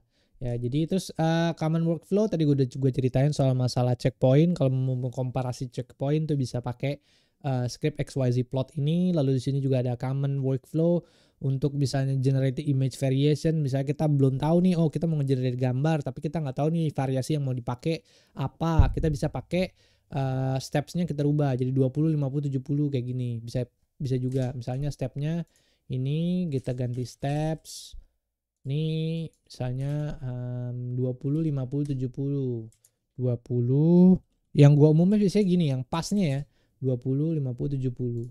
Nanti kita akan ngelihat nih hasilnya yang akan berbeda. Ini yang biasa gue pakai ya 20, 50, 70, 100, 120, 150 stepsnya.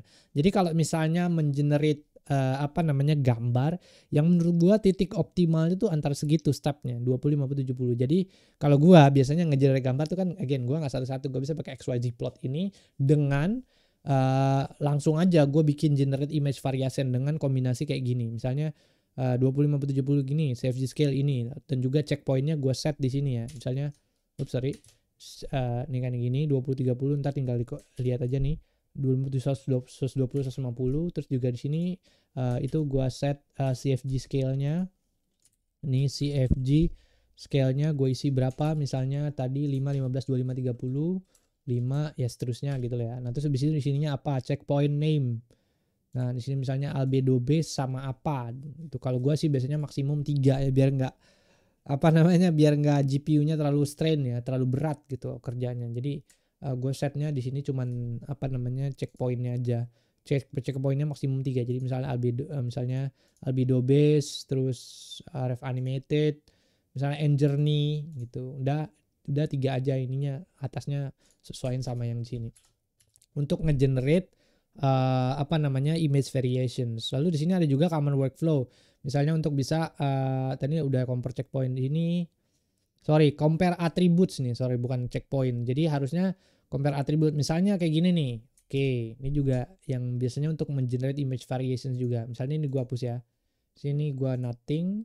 Di sini gua set. Misalnya di sini adalah Epic Art Cyberpunk Gandalf Magician ya. Ini magiciannya kita ganti. Misalnya adalah roll itu kan, casting spell to the sky.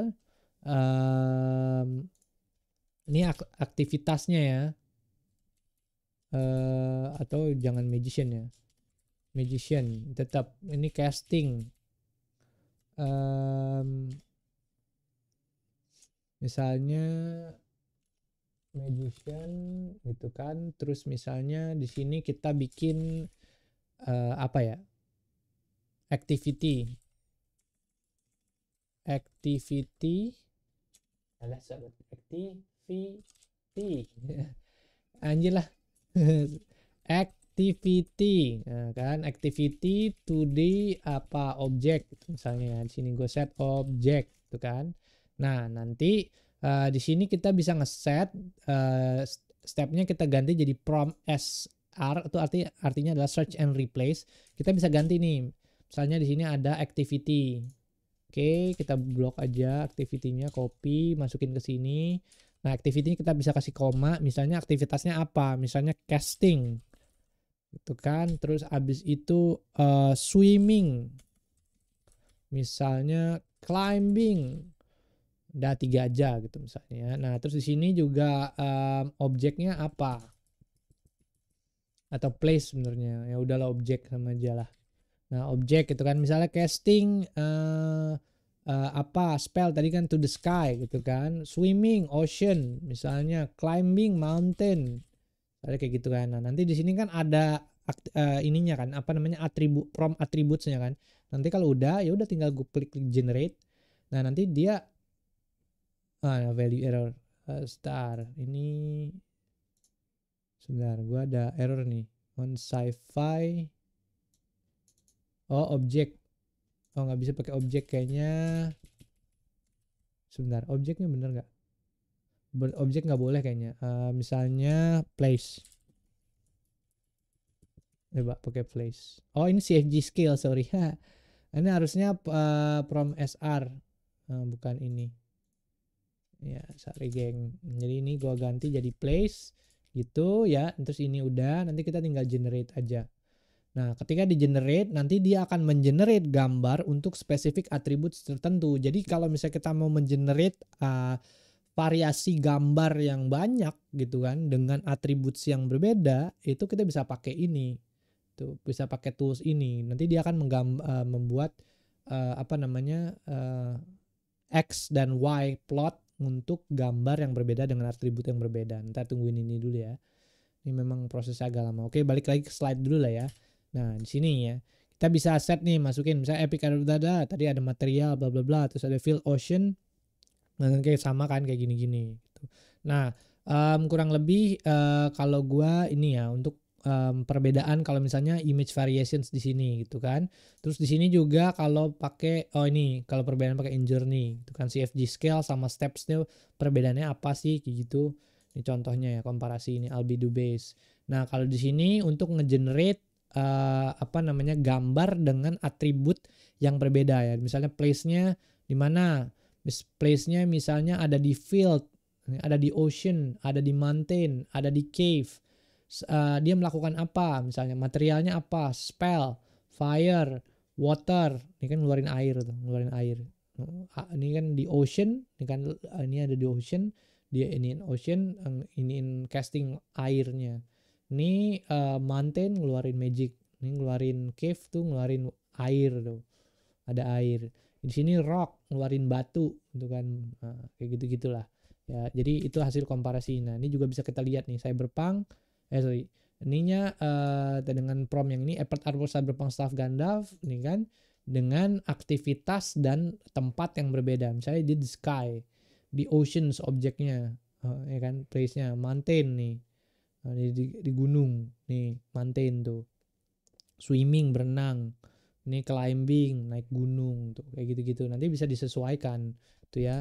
Mungkin lebih, kalau lebih jelasnya mungkin yang inilah ya, itu bisa kelihatan fire tuh, api tuh, nih ada apinya bla bla bla kayak begitu. Jadi itulah kalau gua buat gua yang menurut gua paling keren adalah dari fitur stable diffusion atau UI ini, menurut gua XYZ plot ini fiturnya, karena ya benar-benar kita bisa mengenerate apa namanya variasi gambar yang segini banyak, itu keren banget lah gitu. Nah, terus abis itu sekarang kita bahas image to image, oke? Nah, jadi image to image sekarang kita lanjut lagi ke user interface. Nah, jadi kan tadi kita udah ada text to image dan kita udah bahas semuanya nih. Sekarang kita bahas to image, oke? Nah, misalnya sekarang kita coba untuk mengenerate gambar. Misalnya gini ya, aktivitasnya adalah casting spell tadi. Casting spell, misalnya Cyberpunk style-nya kita ganti. Epic Artwork of Gandalf, Magician casting spell. Sorry. To the sky, gitu kan. Add nggak usah emphasize gini, misalnya add dye with colorful sky misalnya ini ya. Oops sorry, oh ini oke. Ini karena ada error di SR-nya. Ini kita matiin dulu SR-nya. XYZ plotnya misalnya gini ya. Nah, sekarang kita belajar soal inian apa namanya image to image. Misalnya kita udah generate gambar kayak gini ya. Misalnya terus kita pilih image to image nih. Kita masukin gambarnya nih image to image. Nah, dengan kita providing image tertentu, itu kita bisa mengenerate gambar lanjutan gitu ya. Nah, dengan cara tadi dari sini kita pilih image to image, terus masukin ke image to image di sini.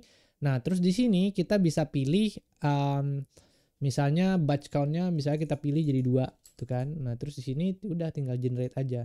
Nah, nanti dia akan mengenerate gambar yang mirip kayak gini tapi dengan apa namanya variasi yang berbeda.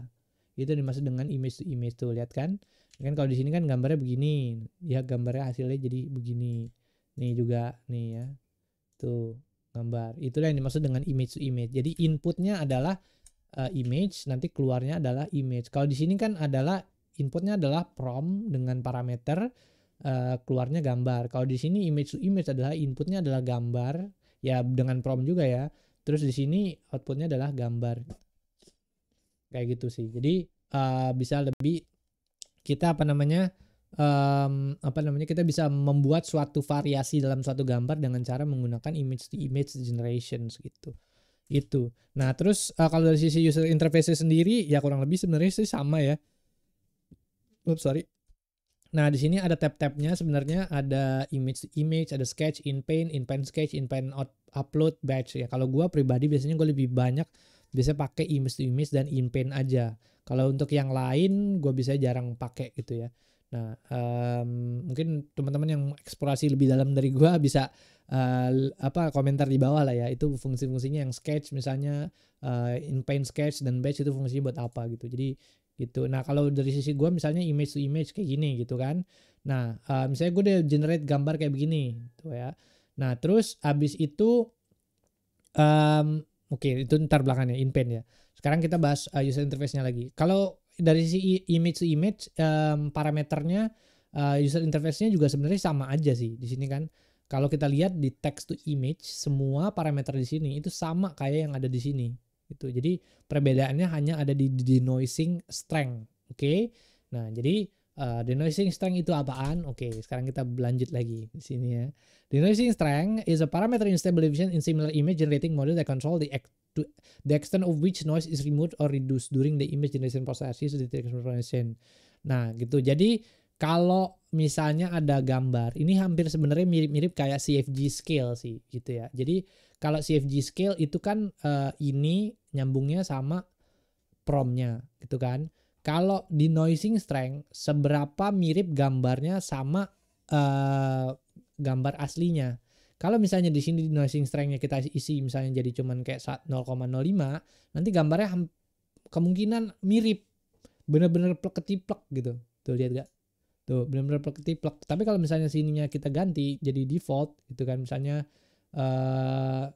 biasanya kalau misalnya mau mengenerate gambar yang lebih banyak itu biasanya antara 60 ke atas lah. 60 misalnya kita set di sini 90, 0,9, bener-bener totally gambar yang berbeda gitu kan. Nah, ini kita bisa set. Nah, nanti dia akan mengenerate gambar yang berbeda. Tetap dengan konsep yang sama, tapi dengan variasi yang cukup berbeda tuh, lihat. Kan cukup variasi yang cukup berbeda. Nih, ya kan? Nah, jadi kayak gitu. Itu yang dimaksud dengan denoising strength. Jadi kalau kita mainin denoising strength di sini, ya kita bisa menghasilkan gambar yang variasi yang berbeda juga gitu. Nah, terus kita lanjut lagi ke slide ya. Terus kita lanjut lagi ke in painting. Nah, ini tadi mau jelasin in painting tapi takutnya loncat dia. Jadi in painting ini adalah is a feature in Stable Diffusion that allows you to modify or repair specific areas of the image by filling an alternate path is based on the prompt. Nah, fungsinya sebenarnya ini adalah, ini ada application, ada object remover, repair and enhancements, ada creative changes. Nah, fungsinya kalau gua biasanya itu pakainya untuk benerin gambar muke. Ini kan mukanya begini ya, gue pengen gambar mukanya berbeda gitu kan. Ya udah. Atau tangannya rusak, tangannya jarinya 6 misalnya. Atau kayak gitu tangannya aneh, melecet-melecet gitu kan. Terus ya udah mau dibenerin ya udah. Nah, di sini gambarnya misalnya contoh gambar yang ada di sini text to image. Atau yang inilah image to image, ini kita bisa pilih ini ya, in paint. Set image generation to image in paint. Nah, nanti di sini dia akan jadiin in paint. Nah, dari sini kita bisa kayak gambar gitu. Yang mana nih mukanya yang pengen kita ganti, yang pengen kita variasiin gitu kan. Udah di blok begini. Nah, nanti di sini kita bisa pilih mask content original. Nah, ini in paint areanya kita pilih only mask. Terus udah sampling stepnya udah semua samain aja kayak biasa. Batch countnya kita ganti jadi misalnya kalau gua males kalau cuma 2. Saya ganti minimal 3 gitu kan.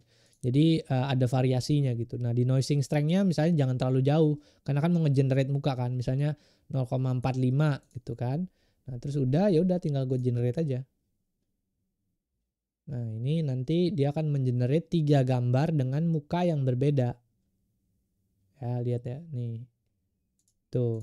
Lihat ya. Nah, jadi ini mukanya ini dan ini. Tuh bener-bener mukanya spesifik kayaknya Gandalf banget tuh kan. Lagi ini. Tuh benerin muka ya kan. Nah, ini lagi mana? Tuh kayak begitu. Jadi fungsinya in-paint adalah untuk mengenerasi atau ngebenerin spesifik bagian dari gambar untuk bisa di-generate ulang. Misalnya gue suka nih, gue suka misalnya yang mukanya ini misalnya kan nih. Terus ya udah, terus gue mau benerin lagi bagian yang lainnya dari gambar ini. Caranya gimana? Ya udah dari in-paint ini gue tinggal pilih ini in-paint lagi, thread. Nanti dia akan kirim gambar ini ke sini. Terus gue mau apa nih? Misalnya, bentar, apa nih? Sorry. Ini gue balikin dulu. Gue bersihin gimana? Ini udah gue bersihin. Bentar. Misalnya gue mau ganti tangannya nih, sini ya. Nih tangannya mau gue ganti gitu kan. Jadi ngepel atau apaan gitu aktivitas tangannya ya. Nah, udah. Terus kita jangan 3 lah, 4 misalnya. Dah, nih misalnya pengen tangannya jadi ngepal atau tangannya jadi gini atau gimana terserah. Coba. Nah, udah terus di generate. Oke. Ya. Nah, nanti dia akan mengenerate variasi tangan yang berbeda nih. Ada yang tangannya begini, ada yang tangannya begini, ada yang begini, ada yang begini. Nanti kita ngeliatnya ngepasnya mana. Oh, misalnya menurut gua yang pas, yang bagus tuh yang ini. Ya udah, tinggal ini aja dipencet nih. Nih, klik. Nah, itu kan gambarnya jadi bener-bener kayak 5 jari tuh. Itu kan. Nah, udah, ya udah berarti selesai. Caranya adalah begitu untuk mengenerasi atau memperbaiki gambar apa namanya yang spesifik di bagian gambar yang salah gitu lah ya. Nah, itu ya yang dimaksud dengan in painting gitu. Nah, terus sekarang kita masuk lagi ke capture extras, oke? Nah, di sini misalnya gue udah generate gambar nih, ini kan, misalnya generate gambar ini. Nah, terus udah jadi nih gambarnya. Tapi kan biasanya gambar itu kalau ya kita bisa aja sih kalau ukuran gambarnya segini, lu set aja gedein jadi 2048 bisa, tapi gambarnya tuh jadi lama di generate-nya. Kalau gue pribadi biasanya gue set semua tuh gambar waktu pas lagi nge-generate, bikin gambar tuh semuanya di set jadi 512. Fungsinya apa? Supaya untuk pada saat mengenerasi itu lebih cepat gitu. Nah, tapi kan gambarnya jadi kecil kayak begini kan. Jadi gimana dong kalau gambarnya kecil? Nah, kalau gambarnya kecil kayak begini, gue biasanya ngambil pakai fungsi berikutnya dari si Stable Diffusion, namanya extras nih ada. Extras di sini nanti tinggal diklik. Nah, nanti dia akan mengirimkan gambar yang udah, entah itu dari text to image, itu bisa juga pencet ini, atau dari image to image kalau kita inian. Nah, terus udah nanti dia akan masuk ke dalam extras di sini ya. Nah, ini terus abis itu kita bisa pakai yang namanya fitur upscaler. Oke. Upscaler is a feature or tool used to increase the resolution of image generated by the model. It enhances the image size and detail with while attempt to preserve or improve its quality gitu ya. Jadi kalau misalnya gambar itu, kalau gue sih pribadi biar gambarnya cepat, generate-nya pakai yang gue bilang tadi, thread 512 aja gitu ya. Nah, terus kalau udah nanti gue di sini masukin ke upscaler ini. Tinggal pilih upscalernya ini 4K ultra sharp kalau gue. Thread udah, terus ini gue resize jadi 1,5 5. Jadi kalau 512 dikali 1,5-nya tuh berapa nih? Generate. Nah, nanti kan gambarnya kecil nih. Nah, nanti ketika sudah di upscale, nanti gambarnya akan jadi besar tuh. Nih, kita akan lihat perbedaannya di sini ya. Di image to image, nih gambarnya ini burem kan, tuh. Nah, sedangkan kalau di extra setelah di upscale, dia akan gambarnya jadi lebih detail gitu. Nah, terserah nih. Kita bisa mengupscale gimana tergantung kebutuhan. Kalau mau gede banget masif segitu 6 kalinya bisa aja. Cuman kalau gue biasanya kalau gue kan kebutuhannya cuman buat ya training segala macam gitu kan, kalau di kantor segala macam supaya orang lebih ngerti, gue biasanya cuman ya udah yang 1,5 aja, yang penting orang paham maksudnya apa, udah selesai gitu. Jadi bisa dimainin di sini. Upscaler tuh fungsinya itu. Jadi untuk bisa memberikan detail yang lebih banyak gitu, untuk bisa nge-upscale image-nya jadi supaya lebih bagus gitu. Nah, itu sih. Nah, terus lanjut lagi juga gue mau cerita soal masalah fitur lainnya, itu namanya face swap. Ini berbahaya sih, cuman ya udahlah ya.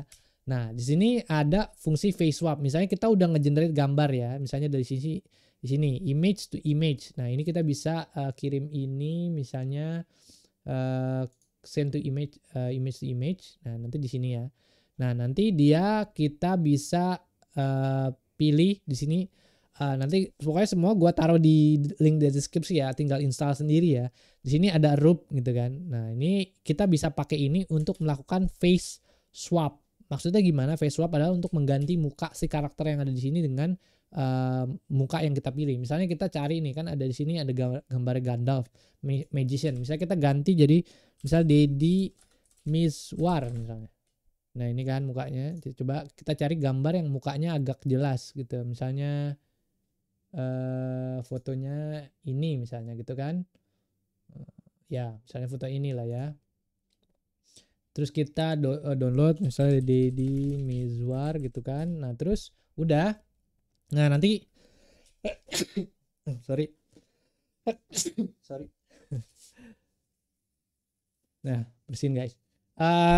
Jadi kita bisa ganti fotonya Gandalf ini dengan fotonya Deddy Mizwar. Misalnya tadi kita udah download, terus kita masukin upload ke sini, terus kita pilih fotonya Deddy Mizwar, upload di sini, terus jangan lupa untuk di enable ya. Kalau nggak di enable nanti nggak bisa. Nah, terus di sini udah sip. Oke. Udah cuma gitu doang. Nanti kita tinggal pilih ini ya 4, udah bener. Udah generate. Nah, nanti dia akan mengenerate gambar dengan mukanya Deddy Mizwar, Gandalf. Magician itu dengan mukanya Deddy Mizwar gitu ya. Ini berfungsi untuk ya kalau kita mau bikin suatu konsisten karakter atau memvisualisasikan orang-orang tertentu untuk bisa yang melakukan suatu hal tertentu, itu bisa pakai face swap ini. Ya, ntar nih agak lama memang pakai mana? Nah, ini ya, tuh mukanya Deddy Mizwar. Memang mungkin agak, coba yang agak jelas mana ada kan? Nah, ini ya mukanya agak, karena mungkin dia jenggotan gitu kan. Nah, ini mukanya Deddy Mizwar gitu kan. Nah, ini Deddy Mizwar nih mukanya tuh. Jadi sebagai karakter, mungkin kalau misalnya karakternya tidak berjanggut gitu kan, terus ya rambutnya nggak terlalu panjang, mungkin yang benar-benar mukanya kelihatan gitu bisa lebih jelas gitu ya. Atau mungkin kalau misalnya bentuknya portrait yang benar-benar muka banget, bisa lebih jelas gitu face swapnya. Cuman caranya adalah kurang lebih kayak gitu. Jadi kalau misalnya mungkin kita coba kita mainin dulu ya. Gue iseng nih. Misalnya 0,9 untuk ngegenerate, yang penting pakai Roop gitu ya. Nah, coba ini benar-benar totally different gitu. Kan pakai denoising strength kita naikin 0,9, fungsinya adalah untuk ngerubah benar-benar supaya kita dapat mukanya. Mana nih? Ya agak lama nih. Ya kurang lebih kayak gitu sih. Jadi kalau misalnya kita mau melakukan face swapping gitu kan, ini berfungsi untuk membuat konsisten karakter. Caranya adalah ya begitu, bikin mukanya jadi konsisten karakternya gitu. Pakai Roop ini, nanti tinggal diinstal ya. Nah, coba kita lihat. Nah, ini ya mukanya masih berantakan ya. Coba ada nggak yang benar-benar mukanya jelas? Oh, ini kayaknya jelas nih, coba. Noh, wah iya bener mukanya Deddy Mizwar nih. Tuh kan, senyumnya tuh muka Deddy Mizwar. Coba kita gedein sekarang. Ini kita upscale jadi 2 misalnya, biar agak jelas kelihatan mukanya. Nah, no, mukanya Deddy Mizwar. Jadi ya kurang lebih iseng-iseng kayak gitu ya. Kalau misalnya teman-teman ya, gue tidak bertanggung jawab ya kalau misalnya teman-teman mainan aneh-aneh ya, muka orang lu ganti, muka artis lu ganti terus lu kena gitu, gue nggak tidak bertanggung jawab ya untuk mempublikasikan ini. Fungsinya gue adalah hanya untuk mengajarkan gitu ya, supaya bisa digunakan untuk misalnya entah marketing atau apa, nggak perlu di retake ulang, tapi harus atas izin orang yang atas izin orangnya. Jangan lu ngupload ngasal-ngasal ntar lu kena pasal undang-undang ITE lagi. Gue nggak bertanggung jawab lah. Jadi kurang lebih kayak gitulah fitur-fitur yang ada di Stable Diffusion yang spesifiknya lagi di Automatic 111 Web UI. Nah, kalau dari sisi mungkin ada beberapa hal yang bertanya, oh yaudah dari tadi gue dijelasin kayak begini-begini, tapi sebenarnya kalau mau install model, mau install checkpoint, itu caranya kayak gimana sih gitu ya. Nah, di sini gue ngejelasin di GitHub-nya langsung aja ya. Jadi nanti teman-teman yang pasti ya coba ikutin aja lah. Mungkin udah banyak tutorial cara mau instalasi kayak gimana gitu kan. Tinggal diikutin aja di internet, udah banyak gitu cara instalasinya. Nah, kemudian bisa masuk ke models. Nah, nanti di folder models itu ada Stable Diffusion. Nah, di sini di folder ini nanti teman-teman bisa download misalnya Juggernaut. Download ini dan masukin model yang sudah di-download, masukin ke dalam sini. Nah, nanti ketika halaman ini di-refresh, nah nanti dia akan muncul sebagai checkpoint baru di sini. Nah, jadi kalau misalnya mau Dream Shaper download ini baru, masukin ke ini, ya udah masukin foldernya mana? Masukin foldernya di sini. Upload di sini. Udah ya udah, nanti dia akan muncul di sini. Nah, lalu kemudian gimana kalau LoRa? Kalau LoRa ya uploadnya tuh di sini models, di sini ada sebentar, gua cek dulu ya.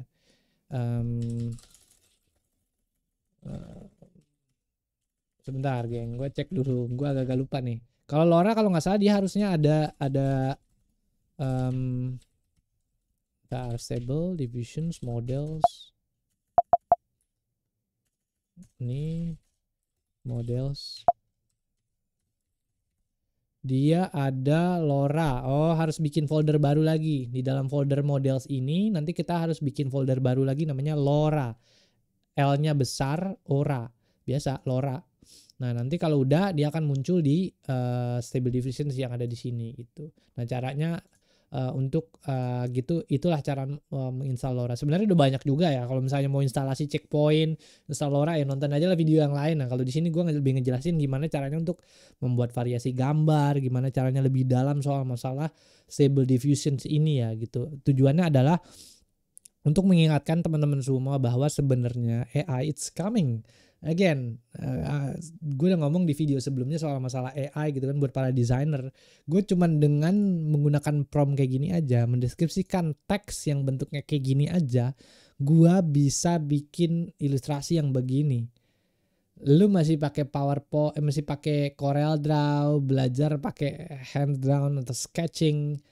Men, ketinggalan zaman. Melakukan face swapping dengan masukkan pakai Roop tadi kan gampang, cepet gitu kan. Nah, jadi kita harus be prepare. Mungkin kalau dari sisi desainer mungkin bisa menggunakan ini untuk utilize pekerjaan mereka supaya jadi lebih cepat lagi gitu. Tapi ya harus aware sama kayak ginian. Jangan pakai cara-cara lama aja untuk kerja. Tinggalan zaman kita. Nanti orang-orang yang udah pakai cara-cara baru kayak gini ya bisa lebih produktif dan lebih menghasilkan gitu. Jadi kurang lebih sih itu sih soal masalah Stable Diffusions dan juga Web UI Automatic 111. Mungkin nanti kalau misalnya di video-video berikutnya gitu, kalau gue sudah mengeksplorasi lagi soal masalah Invoke AI gitu kan, atau pakai Comfy UI udah lebih paham lagi, nanti gue akan share. Tapi kalau gue pribadi lebih biasanya pakainya sih Stable Diffusion ini untuk generate gambar gitu. Ya mungkin itu aja sih geng ya, beberapa hal yang bisa gue sampein dari